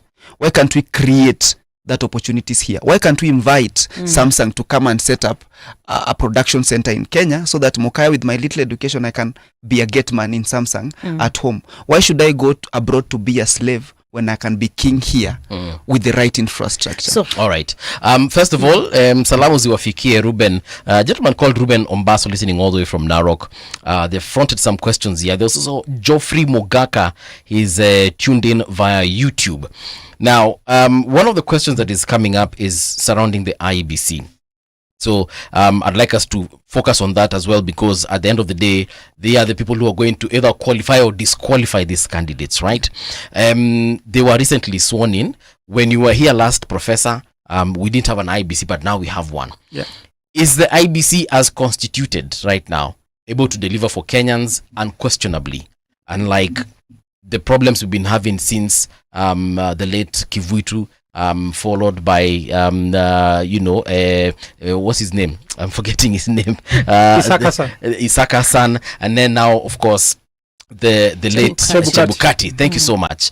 Are we able to look at our elections differently going forward? Because let's not forget that this IBC that is headed now by Ethicon had a lot of questions surrounding its constitution. What are we saying about 2027, if at all we're going to have credible elections? Yeah, so Brennan and Patricia, I was here last time and I told you about the need to form a transition government. And I'm sure I'm saying this thing, just like I said this thing before the last election, that there will be a very big disappointment if William Ruto became the president, and I paid a price for it. And I'm still ready to pay a price by telling people that by shifting us to 2027 is Ruto's strategy. We cannot solve the Kenyan problems in Ruto's terms. Truth be said, Ruto has been saying, wait for me in the ballot. It is only the person who is sure how he's going to slaughter you will tell you, wait for me in such and such a place. So, by Kenyans thinking that we suspend everything now and move to 2027, that is his playfield. That's where he's going to play at his best. And he has done this by having the IBC the way he has got it. I went to court and challenged the constitution of this IBC. I went to court to challenge the constitution of the selection panel itself. And let me tell you how this script begins. The script begins by selecting the selection panel. Okay. Who was selected with the selection panel? Who selected them? How did some people qualify? Some people spend millions of money to be in the selection panel. Like I can tell you, the political liaison committee was given one chance to represent the parties. Somebody took those people to Naivasha, gave them dinner, gave them allowances and money and transport, and back after 3 days, isn't it? He spent minimum 16 million shillings. One person to be in that panel. So I only know one person, and I can tell you in details, but I don't want to mention names because that is not the issue. Just know there's one person who is there. You can do your research and say, who is this who took political liaison committee? If you do that research, it's very short research, you can know the name by yourself. I've met that person in person also. So if he spent 16 million shillings to be in that panel, do you want to tell me those other panelists, the selection panel, Yes. they spent nothing? Let's assume they spent 10 million shillings each to be in that panel. Because even some people who are being fronted by other parties had to give money to some of those parties. Actually, parties in Kenya, they're just about making money. They gave money to be shortlisted. We even know that people give money to be shortlisted in PS positions, in CS positions. They pay money. If you pay money to be nominated as MCA or MP, how much do you pay to become an SCS? So the selection panel paid money. Now, once they have paid money to be in the selection panel, how are you speaking as a matter of fact or as a matter of fact knowledge that you have acquired? This is fact. This is a matter of fact. If I'm wrong, Fred, I'm a public figure. People know where I live. When they come, I'll give them evidence one by one. You understand me? So, if people pay money to be in the selection panel, what's their business model? The business model is that how do they make the money? Because they're not selling IBC, isn't it? So then for you to be in the IBC commissioner, you also have to part with money, isn't it? Now, once you become a commissioner of IBC, after parting with money, isn't it? What's your business model? Then now means that anybody to be elected or not being elected, you have to pay money, isn't it? So if that is the process, so either two ways, either you pay money or you come there on somebody's behalf. So in any way, you have an interest. Ethelon Committee Chair Commission, it's been clear that it was very controversial how it was brought in place. I went to court to talk about Joy Modebo, Nyachai, and Amadi. They had serious issues. Actually, they are the frontliners. People have discussed about the relationship with Nanok, Governor of Turkana, who was my student in Satmo. Right. President, the influence there. In the political party, the issue of NADCO, there was supposed to be consultation and concurrence between the ruling party and the opposition. Because Raila Odinga crossed over from Azimio, now in broad-based government, there was no need to consult Raila for concurrence because he's not running against William Ruto. The People's Coalition, the one United Coalition run by Alonzo's, Wanyamala, I think their stakeholders in the election, they need to be consulted for consultation and concurrence because one person cannot choose his referee and then tell you come and play match. For example, if Arsenal was going to play with Man City, which is the first match of the season, then Man City appoints the referee, the linesman, isn't it? and then tell you, come for a march. Remember how somebody used to award penalties which were never there? I think you know that story. So that is exactly what is happening. And I'm thinking that if this commission was honest and sincere, they were sworn in at a time when they were not supposed to sworn in. First of all, they were gazetted that day Ojwang was killed, isn't it? But that's the day they were gazetted. Then later, the court says they did not do well by gazetting these people before the court gave them the right to go ahead to gazette. Now, the court declares this today. By midnight, they have been gazetted.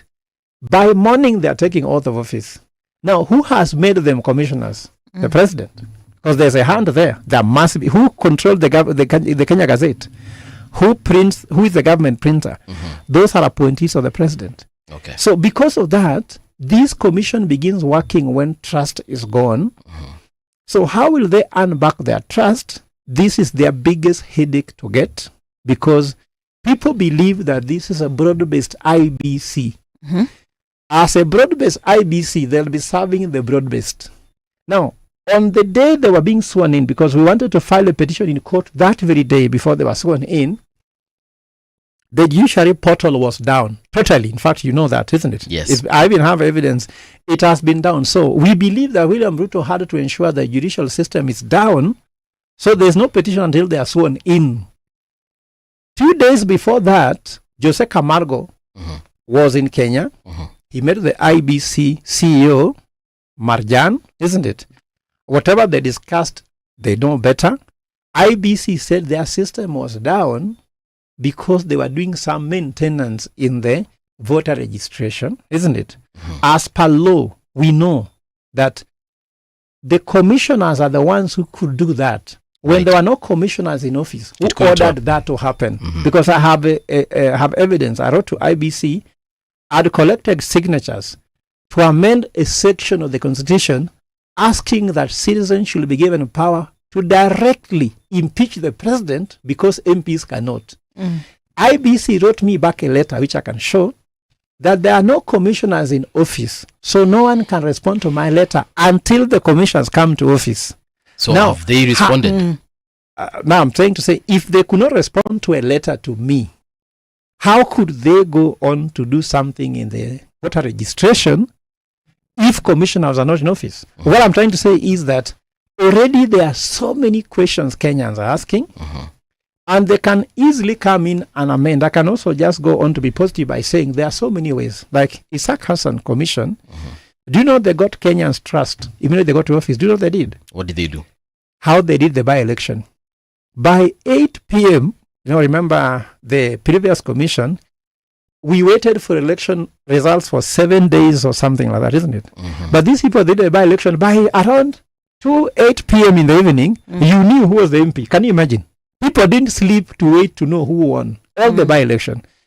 So there are already by-election in different counties, in different sub-counties, and also in different sub-counties and wards. Okay. MCAs and MPs.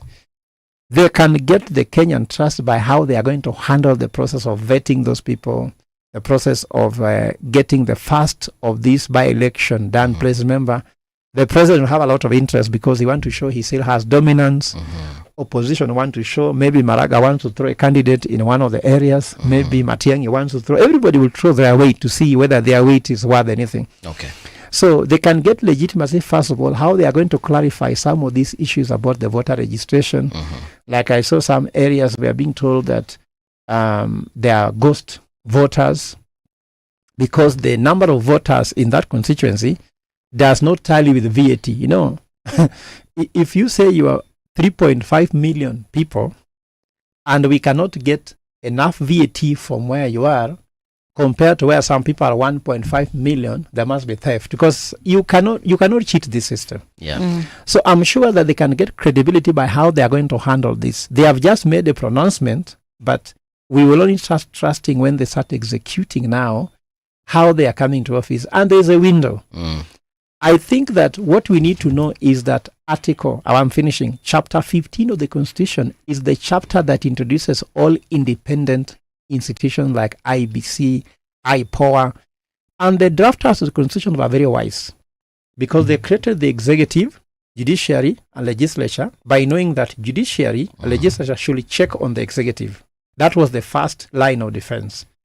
But they discovered, should these people fail, they create Chapter 15, whereby now there are independent institutions that now can guard the sovereign power with their independence. For example, IPOWER should oversight police. Yep. IBC, you can even use IBC to impeach the president or change the constitution or challenge something that has been put in parliament. Okay. So how they are going to do this, because there have been so many legal laws being passed in parliament. Some people want to recall their MPs. So there's a lot of things that they need to do. So how they'll do it will stamp their trust and authority. And for that matter, people start believing in the credibility of the election. Right. And I want to tell the IB's commissioners, every politician start by saying, how can I steal the election? The second thing they say, how can I eliminate the opponent? Is only the third one is, how can I win? Because most politicians don't want to win. They want either eliminate or they want to steal the election. Okay. How are you going to stop them? This is what will make you credible, IBC. Well, talking of credibility, and we are just like 2 years, 1 month to election, I guess. We have had so many political leaders who are still in government are talking of the fact that the current President Ruto must win elections. Vote ziwe zinatosha ama hazitoshi. Yeah, you have had such comments. What is your take on that? Do you think the elections will be credible enough? Reckless talk, really. It's shameful that somebody that was elected by people, or at least holding a leadership position, will say such in a public forum in this age where there's a camera or a media house in everybody's pocket. That is regrettable, and I think as the media, we should not give that airtime, because you can't unhear what you hear, even when as much as it annoys you. The best thing to do is censure such kind of speeches, because then there's an energy we spread, there's some hopelessness we spread that even makes people will create, in my view, voter apathy. Because when you think you have lost the battle, there's no reason of fighting for some people who are not as optimistic like some of us. On IEBC, I think I'll want to look at it from a different perspective. We are an interconnected country. We are interconnected people, especially in this age with technology, intermarriages, association. By speaking like this, we have become friends. Next time you're appointed commissioner, they'll be like, Mokaya was with Patricia in NRG in Radio Generation. Yes. So they are related. Chebukati was a candidate for ODM at some point. Isaac Hassan, by his very nature, was a relative to someone. So if we stick on personalities, then we won't get someone to hold some positions. Then what can we do? I think we can change. Can we trust systems? Can we trust institutions? Can we trust frameworks? Can we have a system of maker-checker that we have in corporate sector, where the maker of a document does not become the executor and the checker of that document? Therefore, it means somebody unrelated to the one who made this thing will find fault or even approve it. And then, can we make it difficult to contravene the will of the people? And I think I've analyzed it, and to forgive my naivety, maybe due to my age, I believe it's very difficult to steal an election on the ballot. Maybe there are things you can do to suppress election in some places. Gerrymandering, there's a way you can deliver ballot boxes late. Those tricks happen, but a ballot box is transparent. The first vote to drop, there are more than 10 people in that polling station watching how that vote drops. The election papers, the ballot boxes are serialized.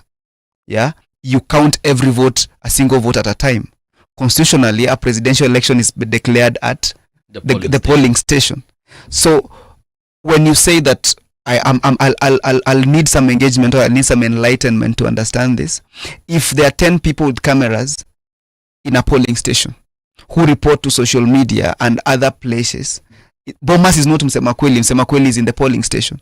So if I'm in Simiti polling station in Bobasi constituency, I've posted Mokaya has won the election, Mokaya has won the parliamentary seat from my polling station. It's online. Then where do we get an alternative result? Then what is the role of chairman IEBC in that election? Except procurement or maybe knowing who mans which polling station when and why, then how does election get stolen? So if we get to trust our institutions, separate people from our problems, because you'll have a problem with everyone. You'll fragment. Human beings are not. We don't have lack of how to fragment ourselves. We'll fragment ourselves black, white, African, Chinese, Kenyan, then Luo, Kisii, then Mobasi and Omunyaribari, then male, female. In my father's house, I'll say I'm the son of the first wife, you're the son of the second wife. Then even in my household, I'll say I'm male, you're female. You get. I have sons, you don't. So we don't lack formulas to fragment ourselves. Okay. Then how do we solve that existential crisis that we have? Then what we do is trust our institutions, have a way to verify whatever everybody does. I have my problems with how IBC was constituted, but that's not my issue now. I have problems how court orders were stepped over to get those people sworn in, but we have an IBC. Can we now look at how do we trust that institution? How do we separate the problem with people? Because we'll have new IEBC commissioners every day if we can. Okay. Because 80% of people who will go for elective position will lose the election. And they will blame who? The referee. Like in any match, the referee is fair to the winner, the referee was unfair to the loser, even then they lost their clear chances.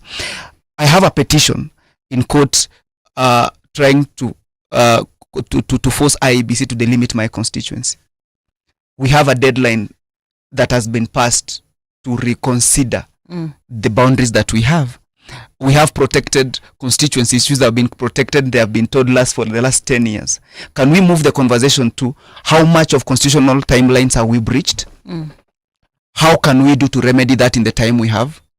Are we looking at lifting the protection from the constituencies that have 10,000 voters and considering other constituencies that have 200,000, 100,000 voters who have the same voice? You have one MP who cannot be an MCA in some constituencies.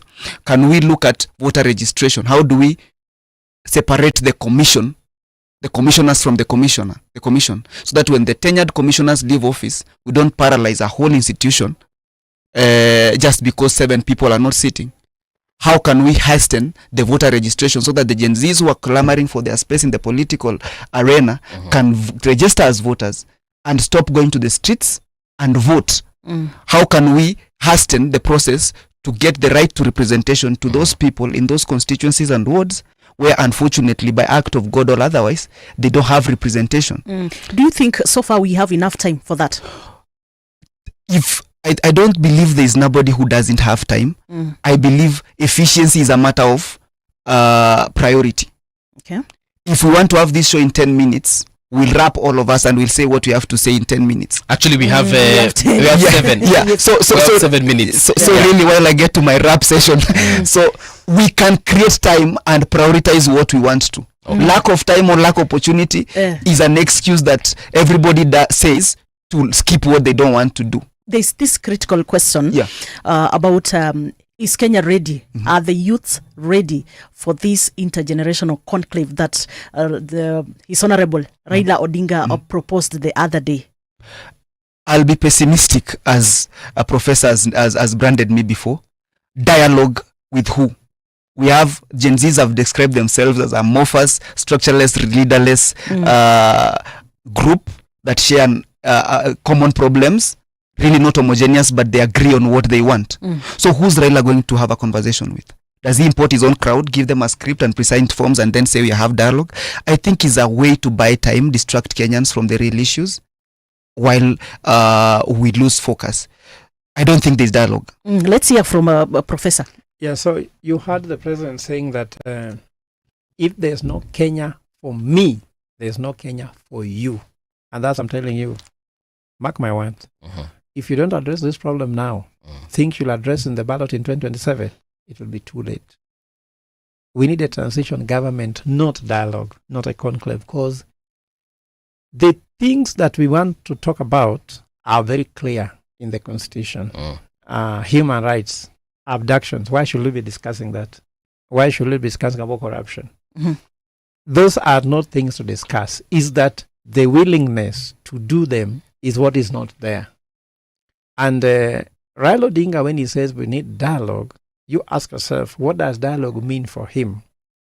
And what does dialogue mean for William Ruto? Even Matiang'i asked for dialogue. What is dialogue meaning for Matiang'i? And what does Gen Z see as dialogue? Gen Zs ask what they want. They said, dissolve parliament, dissolve cabinet. Of course, you might not dissolve parliament, but at least dissolve the cabinet. Bring Linda Mama. Bring Edu Afia. Take the university funding model to pre-2022. Now you see in the standard here, they are talking about 160,000 people who might not continue being in campus because of help funds, yes. Isn't it? Actually, help says they're broke. So let me ask you, when you're telling a young person, like now you saw capitation education has gone down by 117 billion shillings in the last 4 financial years, meaning there are some people who are being denied education and we are telling them, wait until 2027. Mark my word, Munene and Patricia. You cannot solve economic problem with a political prescription. And dialogue cannot solve these things either. For me, the ideal solution is that William Ruto can agree to do what is called the 2.5 years and give us these 2.5 years and put a transition government, because you cannot dialogue with someone who is carrying a gun and for you, you have a flag, water, and phone on your hand. If I come here with the gun and say, now let's talk, are you going to be comfortable to talk anything? Because I can shoot you. If I talk, I'll not be honest. Yeah, so we cannot have dialogue in this environment because the power, let's say, is on one side. Someone has said, if there's no Kenya for me, mark this word, if there's no Kenya for me, there's no Kenya for you. The president simply saying that it's better Kenya to disappear from the map, but he's the president. That's the thing. It means like exactly like that. If I'm wrong, tell me how to do this. If there's no Kenya for me, and it means as president, isn't it? Which means if I'm not president, there's no Kenya. So we are going to an election with that position. If I'm not president, there's no Kenya. You are going for an election through that. Somebody shouting one term, you understand? The whole of Kenya, 86% of Kenyans, TIFA poll shows, 86% of Kenyans have lost faith in this government. Then he's saying, if there's no Kenya for me, there's no Kenya for you. We are going for war. If we wanted, I call it, let it breathe. Even when in love at home, and you are hurt so much in this love, tell someone to take a holiday, or you take it, isn't it? Come back when when you are breathed, breathe. Like I tell men and women, when you are angry at home, you can get in your car and do 1 kilometer. Drive around and come back than to slap a wife or shout at somebody. Maybe you might see some flowers somewhere and come back home and say, by the way, I brought you a flower. You understand? Maybe. I'm telling you with these positions, 1 term, half term versus if I'm not president, there's no Kenya. That is not an environment to an election. So I'm telling you, the president will do anything and you can tell him whatever you want to say. Yeah. In the constitution, it's clear that the person to declare the president is IBC chair. Right. He can take that person even to Indian Ocean to make that announcement. He will get the certificate of election. Even if he says it from Singapore. Yeah, yes. I think so. That is the case. The last election I was in the petition, isn't it? Professor, we have 1 minute. And the role of the chairperson is clear. So as far as I'm concerned, if you don't get a transition government to preside over a free and fair election, stabilize the economy, do those reforms you want to be done, we are going to an election where we are going to go for war. As for Kenya, me I'm telling you, for the sake of Kenya, let us give the president 2.5 years rest. Let him think and contest. Let us give him what's called amnesty on human rights violation, economic crime. Give him a very good package for retirement. He can contest the election again in a very good environment. If we don't do that, we are preparing for war. But Professor, you know, the government has monopoly of violence, So I don't think which they don't know. I think Professor is getting it this one wrong. Yes. The president or anyone else, including ourselves, we can only control what we say. Okay. What you hear, then it's a matter of many factors, including how you perceive me, your love or hate towards me. I can say, Bwana asifiwe, you think I said your husband should not lose his wife. So the president said, if there's no Kenya for you, there's no Kenya for me. Right. What it means is there's something called conservatory orders when you're practicing law. You don't want to lose what you're fighting for. Okay. So if in our clamor for change, in our Ruto must go chants, in our Gen Z maandamano, we lose this country, then if there is no Kenya, the president will not be there, and this Kenya will not be there for us. All right. I think if we have time, there's when I was 18, I walked when a flag was being lowered. The police, then Mr. Otieno, wherever he is, he taught me a very good lesson. He told me that as long as this flag is flying, then you have a constitution, you have a right, you have peace. The day this flag does not fly, the gun rules. And I think that is what injusts the president when... If there's no Kenya for me, there's no Kenya for you. Gentlemen. It was not that if there's no Kenya for me, there's no Kenya for you. Gentlemen, thank you so much for your time. Yes. Obviously, this conversation will continue at a different time. Yes. But thank you so much, Professor, for making your way here. And of course, Otieno Mokaya, thank you so much also for taking time and having this dialogue with us. The pleasure is mine. We are taking a short break. When we return, of course, we shall be having a different guest and a different conversation. So don't go anywhere. Keep it locked to Radio Generation. We shall be right back. Thank you. Radio Generation, the sound is fine. Pump it up, turn it high all the time. Let the music move you, let's sway. Radio G's got your jam all day. Radio Generation, the home of urban soul.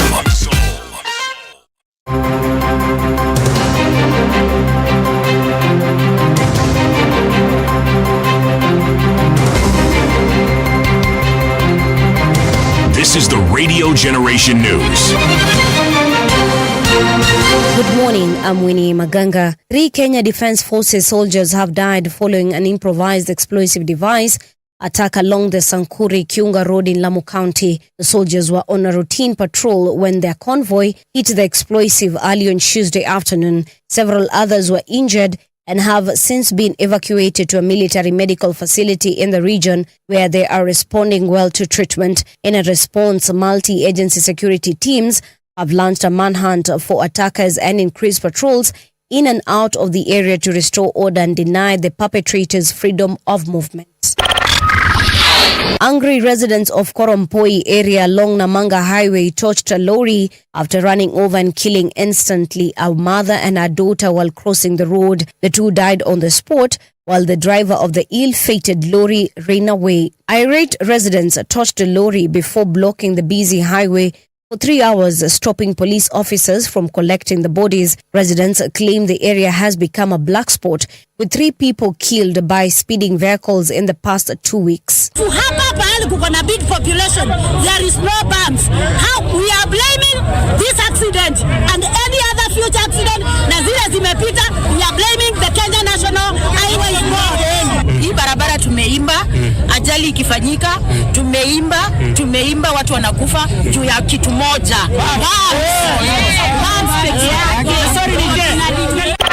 People have been arrested countrywide. Arson, malicious damage to property, and countrywide. Arson, malicious damage to property, and targeted attacks on strategic national infrastructure. Of these, 50 individuals are currently under investigation by various crimes investigation units, while 71 cases are being handled by the anti-terrorism police unit for offenses. Emotions flowed during the funeral mass for 12-year-old Bridget Njoki, who was killed by a stray bullet on the evening of Sabasaba protest in Kiambu County. Lucy Ngugi, her mother, reflected on the person she had hoped her daughter would grow up to become. The late former pupil of Benson Jao Primary School was eulogized by her mother as warm, affectionate, and a loving child. Ngugi lamented that their family chain had been broken by her daughter's tragic death. You are too innocent, Bridget, to even understand about the demonstrations at home. We thought we were safe, but the bullet got its way. To Bridget, my daughter, Sabasaba will be forever etched in my heart. I lost part of me. I'm shattered beyond words. 12 years seems like a day. And Bridget, you will forever be 12 years old. I thought you will grow and be a beautiful woman. US President Donald Trump has said Attorney General Pam Bondi should release whatever she thinks is credible on sex offender Jeffrey Epstein as he faces a rare backlash from supporters after seeking to draw a line under the case. Trump urged supporters not to waste time and energy on the controversy. Epstein's 2019 death in a US prison while awaiting federal trial was ruled as suicide. Why do you think your supporters in particular have been so interested in the Epstein story and so upset about how it's been handled? Why I don't understand it. Why they would be so interested. He's dead for a long time. He was never a big factor in terms of life. I don't understand what the interest or what the fascination is. I really don't. And the credible information's been given. Don't forget, we went through years of the Mueller witch hunt and all of the different things, the Steele dossier, which was all fake. All that information was fake. But I don't understand why the Jeffrey Epstein case would be of interest to anybody. And that's the truth on Radio Generation. Good morning, I'm Winnie Maganga.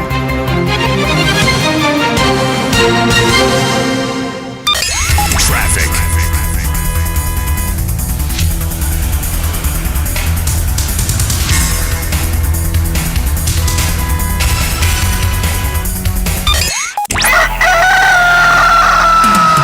In the beginning, there was morning radio. But now there is Radio Generations, the People's Breakfast. Curious and bold, getting facts from the shadows. That's what it is. Now, as the city wakes and secrets stir, a bright new voice shines. The People's Breakfast. Your morning, your voice, your journey. Good morning. Good morning, my neighbor. Welcome to the home of hard truths and bold insights. Radio Generation. We are back. This is Radio Generation. My name is Mungala Mbuvi and I'm with Patricia. Patricia, have you felt the heat of the conversation? Of course. Yeah. Yeah. Although soft spoken. Yeah. But injecting. Yeah. He was really, you're talking about Otieno Mokaya, the advocate. Yes. Even the professor himself is not that much. Is kind of, you might think he's soft. Timid. Yeah, you might think he doesn't know what he's talking about. But where? Professor ni Professor Bwana. He's a professor. Si mchezo. And actually, I liked the aspect of the economic, looking at the country from the economic perspective of it. Right. There are so many things like what Otieno said. You know, when we are measuring the economy of the country, we are measuring the economical well-being of a country, and then we are using the GDP. Yes. We are using methods that will not tell you the nitty-gritties inside the economy of that country. I don't think we can take away GDP. Of course, we can't take it away. What we can do, though, is just include another metric. Actually, there are other metrics. Yes. Actually, there are there. So I want, like, maybe the administration, the country's administration as of today, let them, apart from, after they've looked at the GDP of the country, let them also get into the nitty-gritties of the economy, because that is what is quite key. Because right now, when we say that the economy is doing quite well, then what are we you talking realize about? you realize that money is in the pockets of few. I will take something that Professor said in terms of nowadays people are not taking loans as much as we expect from the banks and the SACCOs. Sure. They're taking them from the Shylocks. And it's quite true. Where I live, the numbers I see on posters, zile za we buy goods, loan on items. That's how they write them, yeah? Hizo namba ni nyingi sana. And actually, looking at the impact, the harm that these Shylocks, they are not regulated by the banks or rather the government. Yeah, and again, before when you get regulated, at least the government understands. The regulatory body understands the effect, and they can be able to regulate it to a certain rate, because there is a rate that utanipatia loan and you are actually just harming me. All right. There's no benefit, like you're not benefiting me anything, because you give me a loan, nikikuregeshea na profit ambayo inakula to even my just like there's nothing, you're doing nothing actually. Ni kweli. Yeah, so Our next guest should be Joakim Simiyu. I hope he's here, if not already on his way. The conversation, the topic that we want to have with him is, should we give the national dialogue a chance? A conversation that we've had here for the last couple of days, ever since Right Honorable Raila Odinga said that we need to have a conclave. And one thing that people are divided on is whether it should be there or not, and if it is going to be there, for those who are saying it should be there, then who should be in that particular dialogue? And why should it be there? And of course, the ones who are saying it shouldn't be there are asking why. For instance, very rightly so, our two guests in the previous hour have actually said isikue. Because Professor anasema we have other options, better options. Na amesema transitional government. Na yeye Mokaya anasema already what we need to have in that dialogue, we are already chanting it in the streets. And actually is asking who is going to represent these young people. Exactly. However, we'll not ignore the fact that we had Mundalo here yesterday, and we also had Robert Alai, mheshimiwa kutoka Kileleshwa ward, na kile walisema, especially Mundalo alisema we can have a dialogue, and because we have so many youth groups or other groups that represent the youth. Kuna religious groups, tunaweza get a Muslim here, we get a Christian here, we get a Hindu here, we sit them and we say these ones are representing religious groups. Then twende kwa jua kali, tuchukue watu wa jua kali, tuchukue mtu wa bodaboda, I'm sure they have like a national chairman. Tuchukue mama wa mboga, they have a national representation there. They might not have a national chairman, but mama mboga, wale wanakuwa na nini zao, mama mboga, utasikia a national outfit, wacha zako. Not really. Unless we go to a place like ile market ya Mombasa inaitwa ni Kongowea. Tuchukue mama mboga kutoka Kongowea, mwingine anachukua marikiti in Mombasa. Tuchukue tukichukua mmoja kutoka Mombasa, hatuwezi chukua mwingine kutoka Mombasa. Tukuje hapa marikiti Nairobi, tuchukue mwingine. Tuende Nakuru, I'm sure wako na market huko, tuchukue mwingine, so that we can say mama mboga is represented here by these three women. You understand? Then eventually, anyway, once we choose all the groups, and there are many, we might end up having over 100 youths. Not even 100. We are talking of thousands of people. I'm saying in terms of representation. Yeah, I'm telling you, we'll get more than that 100 you are talking about. Hapana. Tuchukue bloggers. Kuna bloggers already. Tunajua, actually bloggers even have their own association. And I want you to understand, when you're talking of representation, you're not going to say that our problems are like that. Is a market in Mombasa, right, has different problems with a market in Nairobi. Of course. So when we say now you want to take mtu wa kutoka Marikiti hapa to represent all the mama bogas in the country, you realize that their challenges are quite different. But Patricia, we're not taking them to come and discuss issues of mama mboga. We are just representing them on a national topic. Way forward for the youth in Kenya. Not way forward for mama mboga. Sawa sawa. Shida zao za mboga hizo tutaongea na MCA wao. Shida zao za mboga, ngoja kidogo. Shida zao za mboga tutaongea na governor wao, senator wao, MP. Sawa, na women rep. Sawa. But now in terms of national dialogue, at least they can represent. Then when we gather, like you're saying, even if it's 1,000, which I highly doubt zitafika hapo, we can now say even in their conclave of 1,000 people, we subdivide them. Waanze kuketi in groups of maybe 20 or 50 waonge. But it's just an idea. Our guest in studio atatuambia vizuri, atueleze if we are going to have a national dialogue, a national conclave, how will that conclave be held? So ladies and gentlemen, allow me to introduce Joakim Simiyu. Joakim Simiyu is a governance advisory and policy analyst expert. Joakim, once again, welcome to Radio Generation. Thank you. You've just found us talking about the formula or the modality. We would have a national dialogue, a conclave, like Mheshimiwa Raila called it. If today we agree that we are going to have a conclave and we agree to his words, in your opinion, how can that happen? The fact, if we agree, that will be the first step in failing. According to Baba's proposal, we are going to have every county to nominate 40 people. We have 47 counties. So if each county produces 40 people, then we have 1,880 people. Basically, that's what I was telling you. Ulishafanya hesabu. Yes.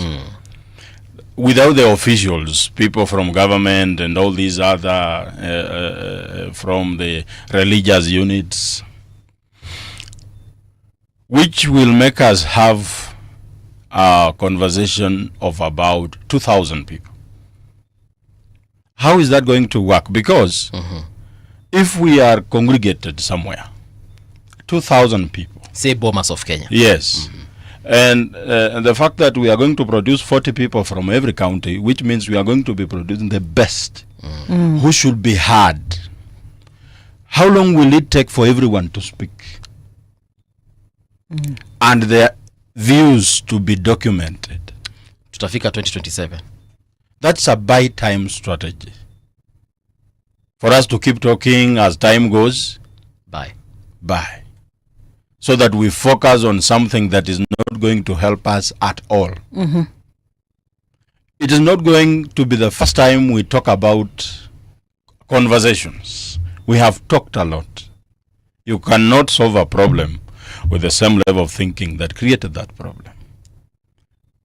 We started in 1997 with the Interparliamentary Parties Group, IPPG. The resolutions from there, some were achieved, some were not. We have a lot of reports and documents gathering dust on the shelves of government offices. TJRC report is there. Nobody talks about it. And the Ndungu report, the Kriegler report, the recent one is the NADICO report. The 10-point agenda, which is the basis on which the broad-based government is formed. Has it been implemented anywhere? Why should we sit down and add another report, another document that will only gather dust on the shelves? So this issue of dialogue, what are we talking about? Intergenerational conclave. As if we have an intergenerational conflict. We do not have it. Okay, I think let me take you back a bit. And somebody said here that Raila Odinga, actually he credited him for the peace in the country. That if sometimes Raila did not compromise his stand in so many other, like the elections that we have seen, that our country would not have known peace, like would not be where we are today.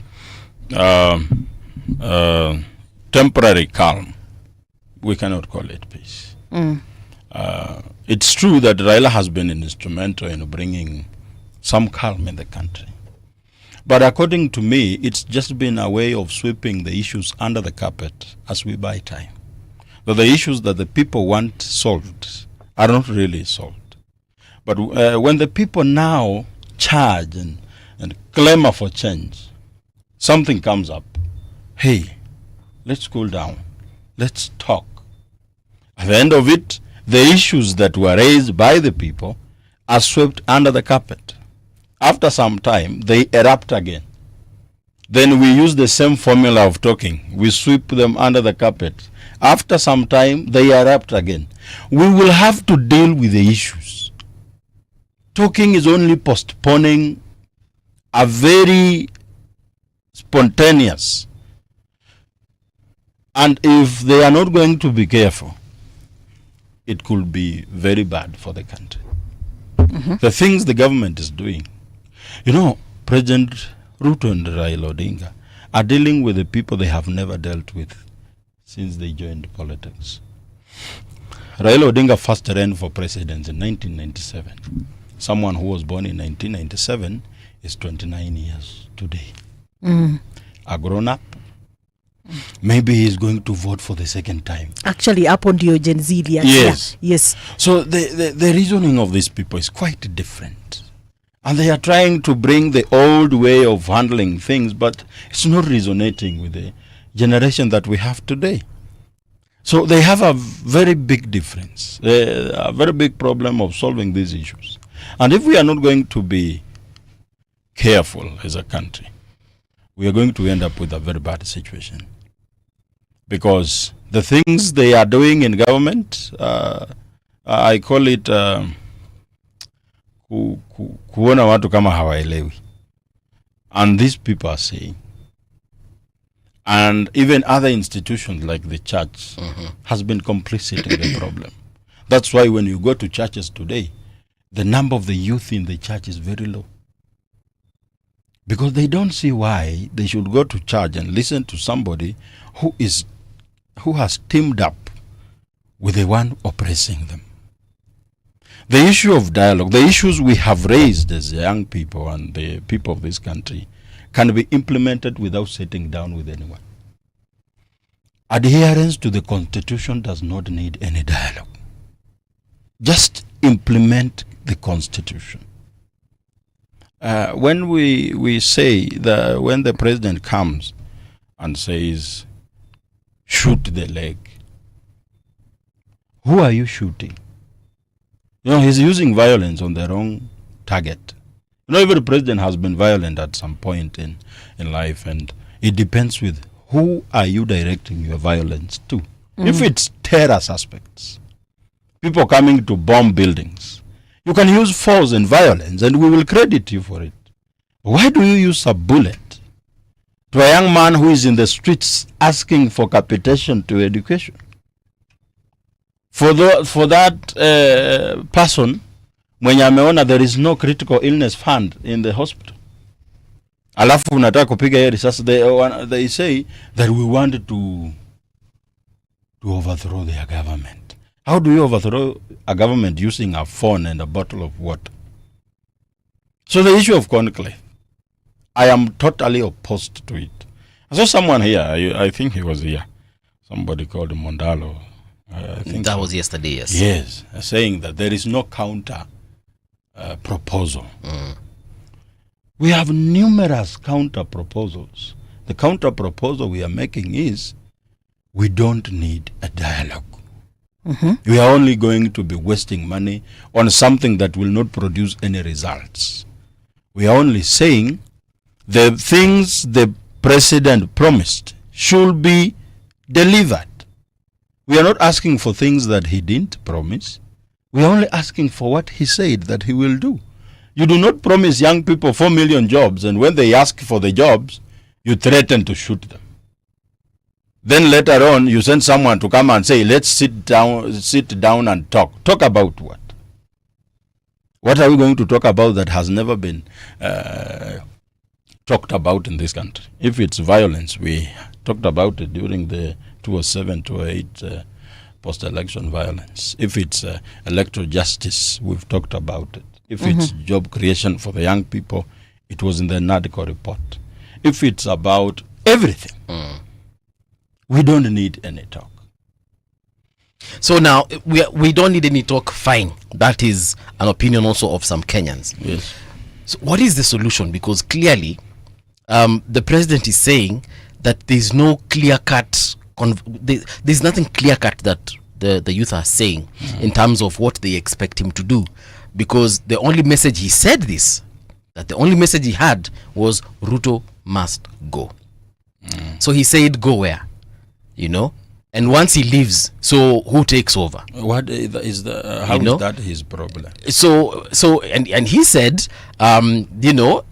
if there's no Kenya for him, then there's no Kenya for us. And we are telling him that if there is no Kenya for us, there is no Kenya for him. So now, when we say that we don't want a dialogue, fine, given. So now, munataka afanya nini? Yeye mwenyewe aliuliza. He knows what he has to do. At the time of the campaign, alisema ako na plan. Where is that? But he has 2 more years to go. So it's like we are judging him on something that it's like ameingia tu nene mnamuuliza hujafanya kazi. 3 years. Yeah. He must have done something. Okay. If I ask you a question, what has President Ruto done in the 3 years he's been in office that Kenyans can be proud of? Amejenga manyumba pale. Affordable houses. Did we tell him we need houses? Is it a priority? Look at the modus operandi when in the whole issue of housing. If the problem of housing has really been a problem, we will be making noise about it. The deputy deputy spokesperson of government, Gabriel Muthuma was here on Monday. Yes. And he said that they have provided over 400 jobs outside the country. Or rather, they have given Kenyans opportunities, over 400 of them, 400,000, to leave the country, and they have secured them jobs abroad. And he said that by the end of this year, there shall be almost 1 million, if not more. And he said even by the end of next year, that is 2026, that number will have doubled. So that means about 2 million to 3 million Kenyans who have been sent to Middle East to sweep houses. Ninakwambia tu Kenya alisema.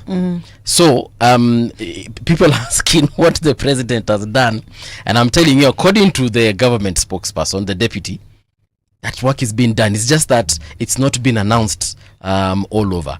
Teachers have been employed, 76,000, and I think they said they will employ additional teachers.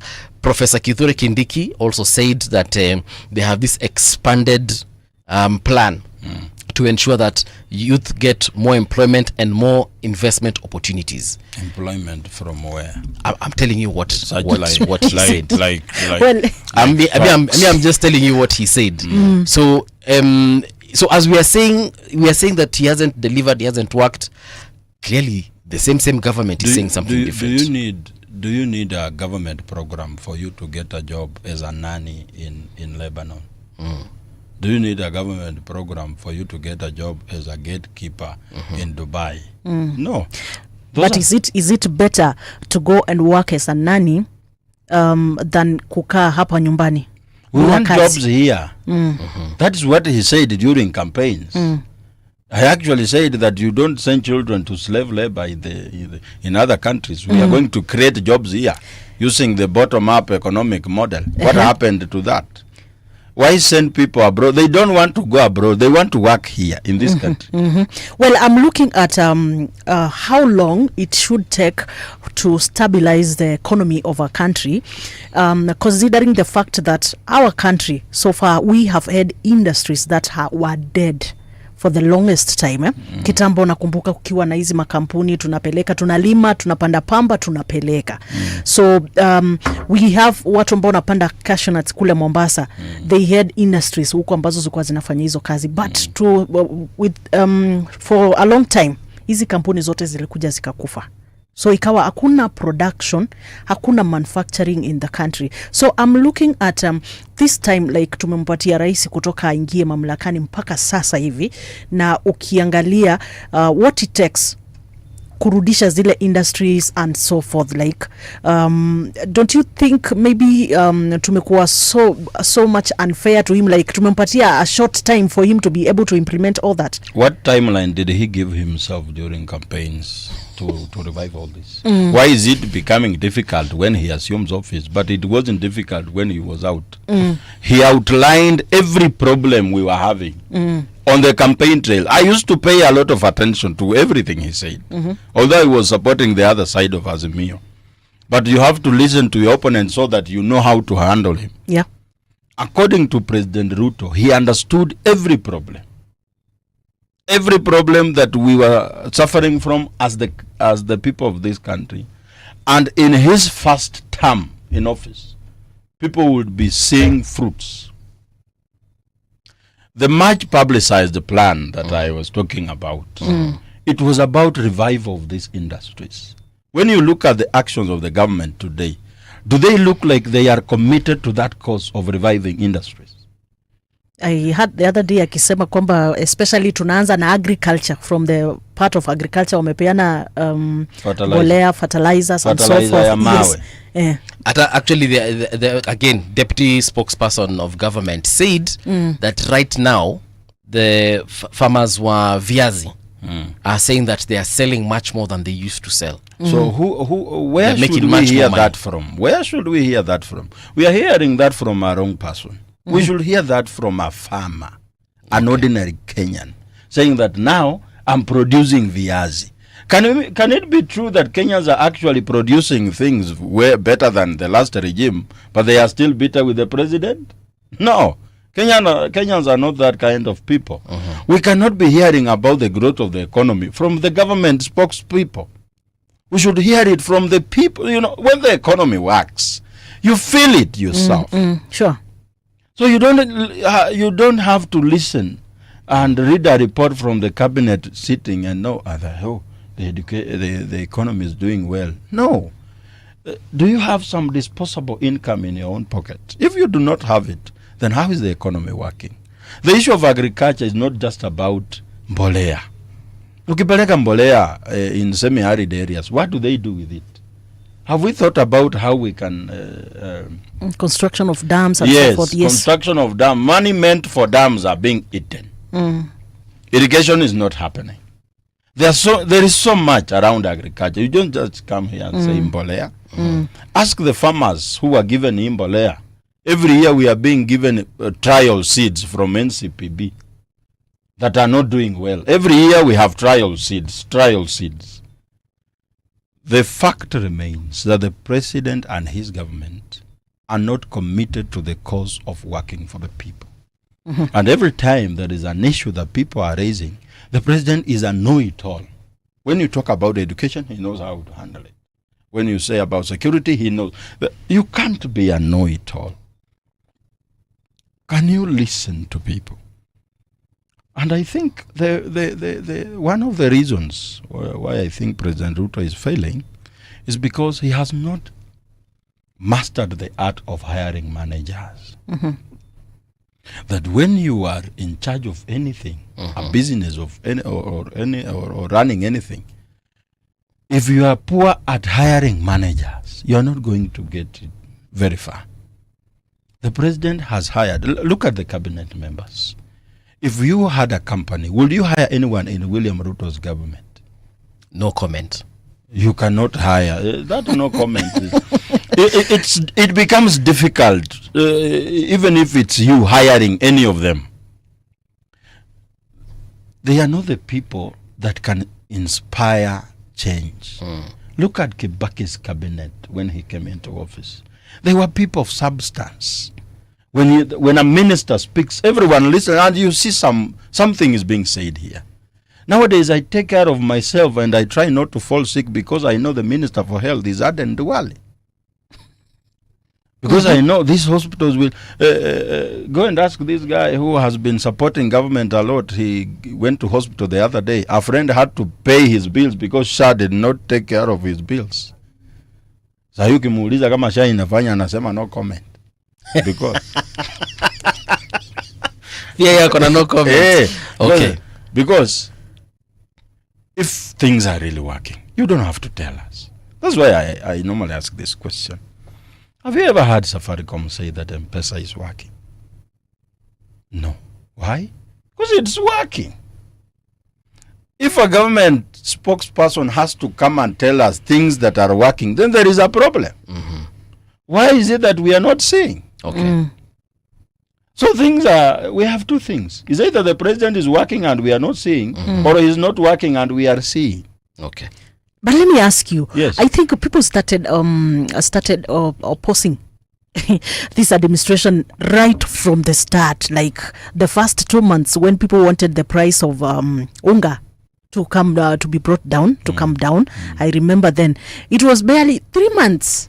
Because they had said, akiweka tu Biblia chini. You know, it was not to take 3 months kuweka Biblia chini.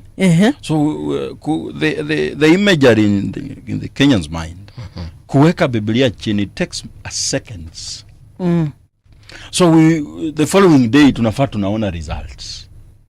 Kenyans started having a problem with President Ruto because immediately he got into office, he started on the wrong footing. The first mistake he made was to be arrogant. He had seen the problem Uhuru Kenyatta had encountered by being arrogant. By saying, we cannot talk to these people who have lost election, all that. You know, someone, mwenye umeshinda na only 200,000 votes, is not somebody you wish away. True. When Obama ascended into office, he called all former presidents who are alive and said, we have finished campaigns. Yeah. We have a country to run. Please guide me on things that I need to do. President Ruto was to do that immediately he ascended to office. If there has been a president who has had a chance to be the best president, President William Ruto. But he squandered that chance. He made the same mistake his predecessor made. Like, why should it take you years for you to come and sit on the table with a person you competed against? Why should people die for you to make that decision? He was to make that decision immediately he goes to office. Because Raila Odinga kept quiet for a few months and gave him time. I think it was 3 months. And Raila Odinga had issued a statement that told his supporters to keep quiet and be calm. That was the chance for President Ruto to capitalize. Angepigia Raila simu amwambia mzee uko wapi? Let me come there. And he could have brought the sense of unity. But wewe ukijifanya unajua kila kitu.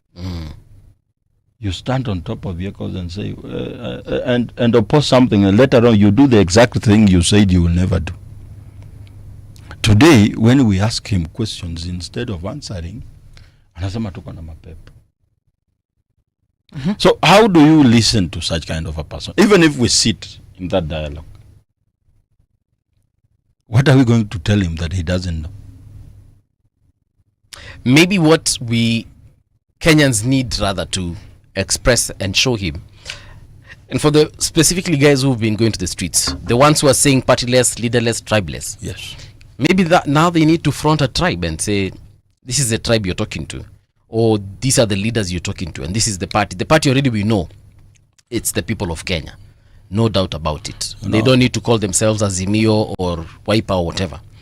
We know the party is called the people of Kenya. But now there's no one literally to take to the table. You know. And someone here, the same Mundalo that you mentioned earlier on, he actually said that that might be the downfall of the entire movement.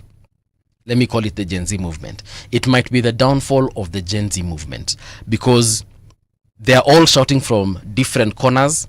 Some of them are shouting in unison, but others are shouting things that are not necessarily aligning with the others. So it's an amorphous movement, and that might be what is delaying what we expect as development for this country in terms of now that dialogue. The question everyone is asking is, who is the leader of Gen Zs? There's no one. President Ruto is their leader. If you are a parent and your children are asking for some things, do you tell them, come with your leader? You are already their leader. You are the president. Maybe it's the first. So we can't say Gen Zs are leaderless. They have a leader who is President Ruto. His children are saying we don't have bread. Na anawaambia kiongozi wenu ni nani? So you're saying unasema okay, President Ruto ajite mkutano. Yes, his children. The children in his country are asking for things that they think are not being provided. Then they question, they are obsessed with knowing who is their leader, how are you organizing yourself. That's not the issue. Listen to what they are saying. Even in that amorphous organization that they have. And do exactly that. You don't have to ask for their leader. They want to ask for a leader so that they can compromise him. Say, hey, wewe. Shika yako nyamaza. Yes. I think that we are talking of now who should represent them. Like, assuming today, I know you are not of the opinion of them for that dialogue. Yes, for that dialogue, you are not supporting it. It's fine. Maybe we have other voices. Maybe who will be more than you.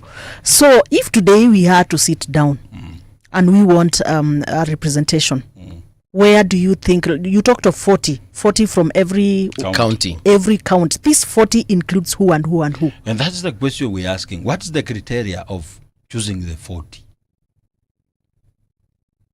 Who do we deem that now you are qualified to go and sit on that table in a conclave and talk? Yes. What parameters are we using? Who came up with the 40?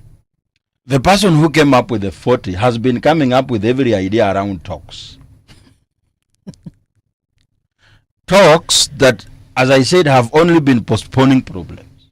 You know, when you live in a room like this, and you have a nice carpet, and you get lazy, you don't want to sweep the room and carry the litter to the litter bin. You only sweep it under the carpet. There will come a time where it will be very uncomfortable for you to sit in that room it will have to remove the whole carpet and clean that room.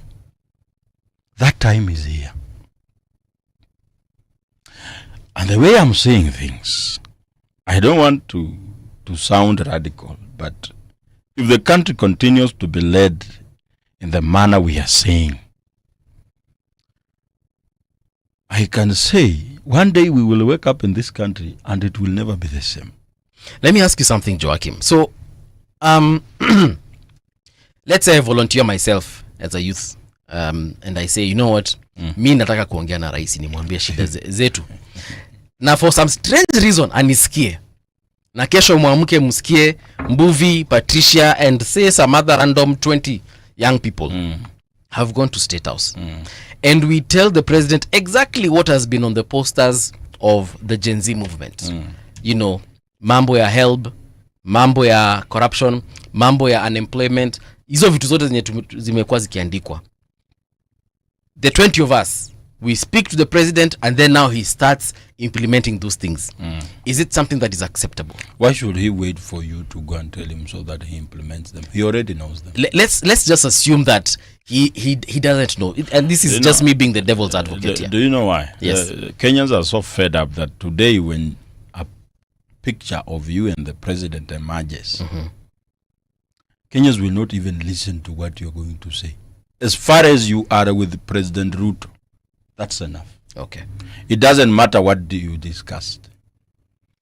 And I think the president needs to understand and pray for wisdom to know when to be combative and when to be accommodative.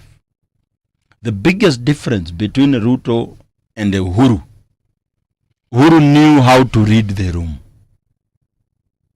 And he could come, even the body language before he speaks. You know, there is no difference in their actions, but how they treat their victims. Uhuru was a thief who knew how to talk to his victims. But William Ruto, he has wronged you, then he comes with an acerbic tongue. So it becomes a problem to even listen to him. Even if he's saying something sensible. You shut your ears. You don't listen. Because we feel like the president is only determined to do what he thinks is right. And this ego and thinking that you are the only all-important person is going to break his government. And one of the things that will break his government is greed. There is no government that is greedier than William Ruto's government. You know, someone who grew up without shoes, President Ruto, grew up in the village. God has been gracious to him enough. Today he is the president. Why is he still obsessed with acquiring everything that looks like it doesn't have the honor? In every deal the government makes, it's only meant for kickbacks. The issue of housing that you said, it has a lot of problems because you've deducted money from people saying you will build houses for them. Then you take that money and invest it in treasury bills and bonds. That's the first illegality. Two, you now go and look for a private developer. You give the private developer public land.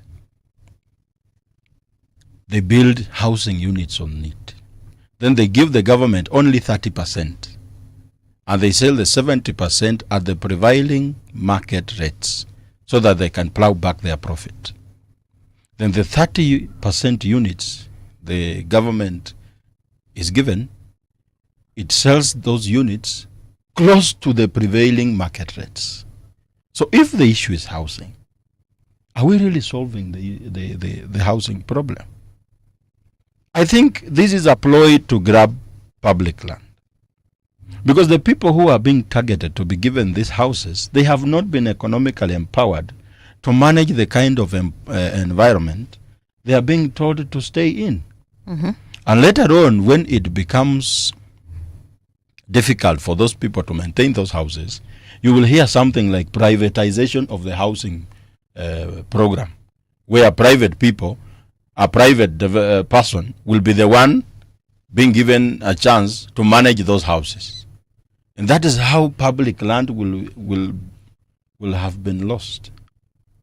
So the issue, if the issue is housing, why do you railroad that idea into the minds of the people? Why don't you sit down and say, hey, if you think you have no house, then please, you come, muna agree, kama ni kudidaktiwa, wewe kwa hiari yako.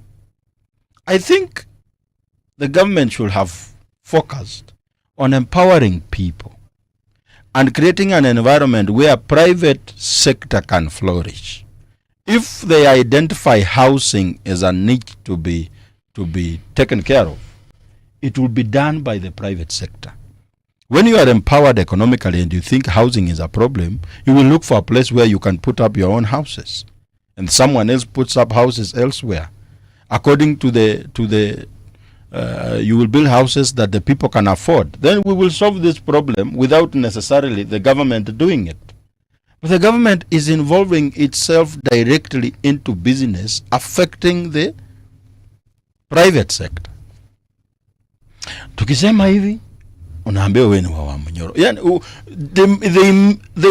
the moment you start saying things that are critical to the government, they label you so many names. So, because clearly the government is using this, not just the government rather, but the KK government, UDA, whatever you want to call it, they are using this as an excuse. The fact that now they are saying, come to the dialogue. And if people are not going to the dialogue, they'll continue things as they are. Because they will say, look, tunawambia mkuje nye mtaki kukuja. Hasa mtaka tufanye nini? Kujeni tuongee. Munaongea kutoka huko mbali, hatuwasikii. Simukaribie tuongee. But hatuwasikii. Hawatusikii. Yeah. But ukipost something that hawapendi, you get lost. Kama kweli hawasikii, why is Ojwang dead? Because he posted something incriminating the DIG. If they can't hear what we are saying, so that they need a dialogue, why did they arrest Njeri Ann, who just came up with a platform where you can key in your views about the finance bill? Why are they saying our only agenda is one term and Ruto must go? It means they are listening, but they are selective in what they want to hear. It means they know everything we are saying, but they have decided not to do them. Nobody had a dialogue with the president or the government for them to know that Ann Njeri had come up with a platform. Did we see any dialogue where the government understood and came to know of the post that Ojwang made? No. The government has every apparatus to even listen to this show and know what the people are saying. If today, I speak mostly from Bunga la Mwananchi, and you get calls from cabinet ministers and very senior people from government telling you that what you are saying is dangerous, it means they are listening. Why dialogue? So Joakim is from where you sit. So it means mandamano is the way to go. The only thing they need, they look like they understand, is the streets. If Raila Odinga gets a chance to be in government, what does he do? He goes to the streets. And we are saying, when we go to the streets, you shoot us, we will change the modus operandi. And because the president sees himself as a king, and the parliament is his rubber stamp, and we are his subjects, now we are going to attack his rubber stamp. The rubber stamp is parliament. And they are the ones passing bills that make life very hard for the people. So what we do? We go to their homes and eat. And eat. Are you speaking on behalf of Gen Zs? You ask Gen Zs. Are you and they speaking will on tell you. behalf of Gen Zs? Now, since what I'm saying has resonated with quite a number of Kenyans, it tells you their feeling towards this statement. And we are not coming to cause any trouble. We are only saying we are coming. If a member of parliament gets around 60,000 votes, 70, what's the problem when you feed 1,000? Because we 1,000 of your voters. Yes. On daily basis, so that they can feel the weight of the economy on their backs. Tukisema economy ni mbaya, they don't understand because they don't experience this. But Joakim, these same politicians are protected by GSU officers and other kinds of officers. Some of them are even licensed, gun holders. Sasa ukienda pale na MP mheshimiwa feel threatened, alafu afiatue moja, sasa kutenda. Sasa, let me tell you, ndugu yangu. Before we attained independence, do you know how many people the colonialists killed in an attempt to sell fear to the people so that they don't clamor for independence? 300 people from Gemma were killed. And the killings were brutal. People were beheaded. Some were buried alive. But the spirit continued until the day we attained independence. And today we can walk in this country in our own sovereign state. So what about the alternative? The alternative of we don't go to any MP's place, we don't go to parliament, we don't even go to the streets. We wait for 2027. And those same MPs we want to go and they feed us in their homes. So we just vote them out. You are simply saying, yep, we persevere with the suffering. In the meantime, we brace the hard economic times and let them loot and let them misuse government resources, borrow money that they are going to use on their own private issues, but we the people will pay, and then just sit and wait for 2027. Let me tell you, even that 2027 that you are saying, just by looking at the IEBC,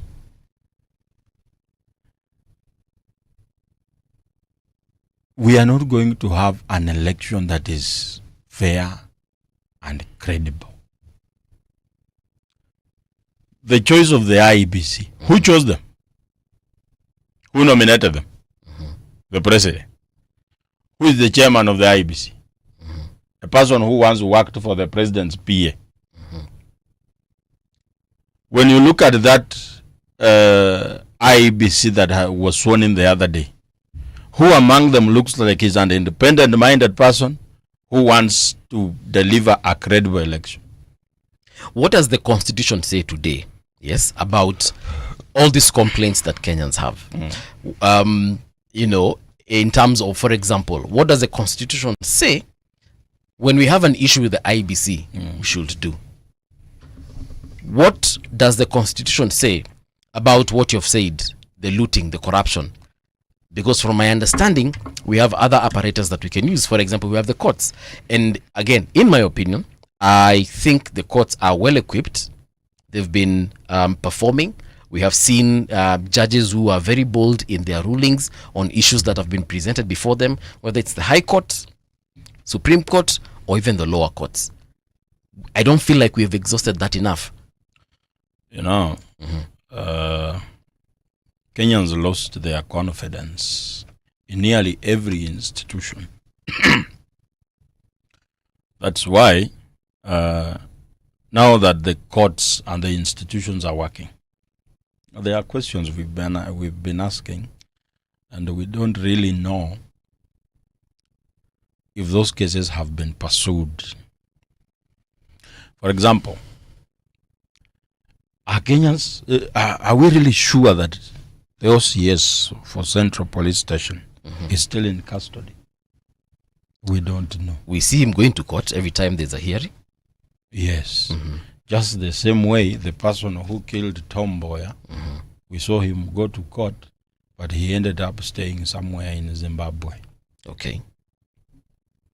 The fact we have lost confidence in the institutions. The recent case is acquitting of the Deputy Inspector General of a crime. We were asking questions. But there's no crime, no evidence rather, pointing to him being guilty. The only thing that we know of is that he was, He said to be the complainant. Mm-hmm. Where did he report that case? What's the OB number of his complaint? Mm-hmm. We don't see. We don't know it.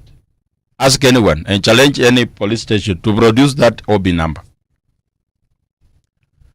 Who ordered the arrest of Ojwang? Is it DCI or DIG? Who was making phone calls according to the statements given by Mohwana in the police in Central? Because it was said that the phone came from above. Did we look at the call log of the DIG? They have not answered that question. Did we look at the call logs of his driver? Because he's always with him. They have not answered that question. First of all, let them tell us, where did the DIG report the case? Which OB number? Once we know that, who ordered the arrest? Once we know that, who ordered the killing of Ojwang? Okay. And by asking that question, who ordered the killing, we must look at the DIG's phone.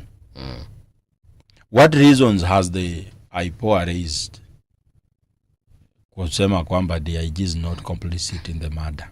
Okay. Things have happened in this country. And the only people who get tried and jailed are the people without a lot of influence. Mimi na wewe tukishikwa tunaweza fungwa. Because you have no money to buy the judge or the lawyer. But these people, they are not afraid of doing things because they know they are above the fray. So are you saying that the courts are not the option, they're not the way to go? They are not the way to go, because the fish stinks from head down. Mm. If we do not have the confidence in the president, how can we have the confidence in the courts who are answerable to the president? Well, we have 3 minutes remaining, and the other day, was it yesterday or yesterday, but we saw the former deputy president, Rigathi Gachagua, all the way from the USA, addressing the Gen Zs, telling them now, okay, he was saying that he has told now the Gen Zs now to stop maandamano. Did he tell us to andamana? That is now that is now the question. Or is it a matter of now politicians trying to own up Gen Zs? Yes, he's just the same like William Ruto. There is no difference. He has no business telling us what to do and what not to do. This is the thing for the Kenyan people. The young people of this country are not taking instructions from anyone. So Rigathi Gachagua cannot tell us to protest or not to protest. It's us to decide. So awaje hiyo maneno ya kudhani kwamba so he can own this thing. You cannot midwife a process that you didn't start. You see? So Gachagua, we appreciate the missiles he's sending to the State House.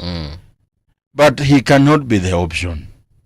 Okay. Someone said that Gachagua is like that tractor when building roads. Inalipua inang'oa mawe, miti, kila kitu, but that tractor will never use that road because ikitumia hiyo barabara inaharibu. So Gachagua cannot tell us to protest or not. It is you to sit in your own house and look at how the country is being run and decide whether to protest or not. Okay. And the reason why we are very confident is that the Gen Zs, people from 20 to 35 years, we are 7 million in this country. People from 40 to 50, they are only 2 million. And when you look around, the only people who are sympathetic to William Ruto, it's the lot from around 40 kuendelea hapo mbele. Because they are used to suffering. They suffered under Moi, And they don't see a problem suffering under William Ruto. All right, for us, Joakim. we are not going to take that. We are not. All right, thank you so much for your time and for the analogy. Let's just hope that some of the things you've said here, we don't get to see them. I believe there are other ways we can have dialogue, we can have a conversation, or rather we can engage, even if it's not sitting at a table, 1,800 of us deciding the way forward. But nonetheless, thank you so much for making time. This is where we come to a close. As far as the People's Breakfast is concerned, we shall do this again tomorrow, bright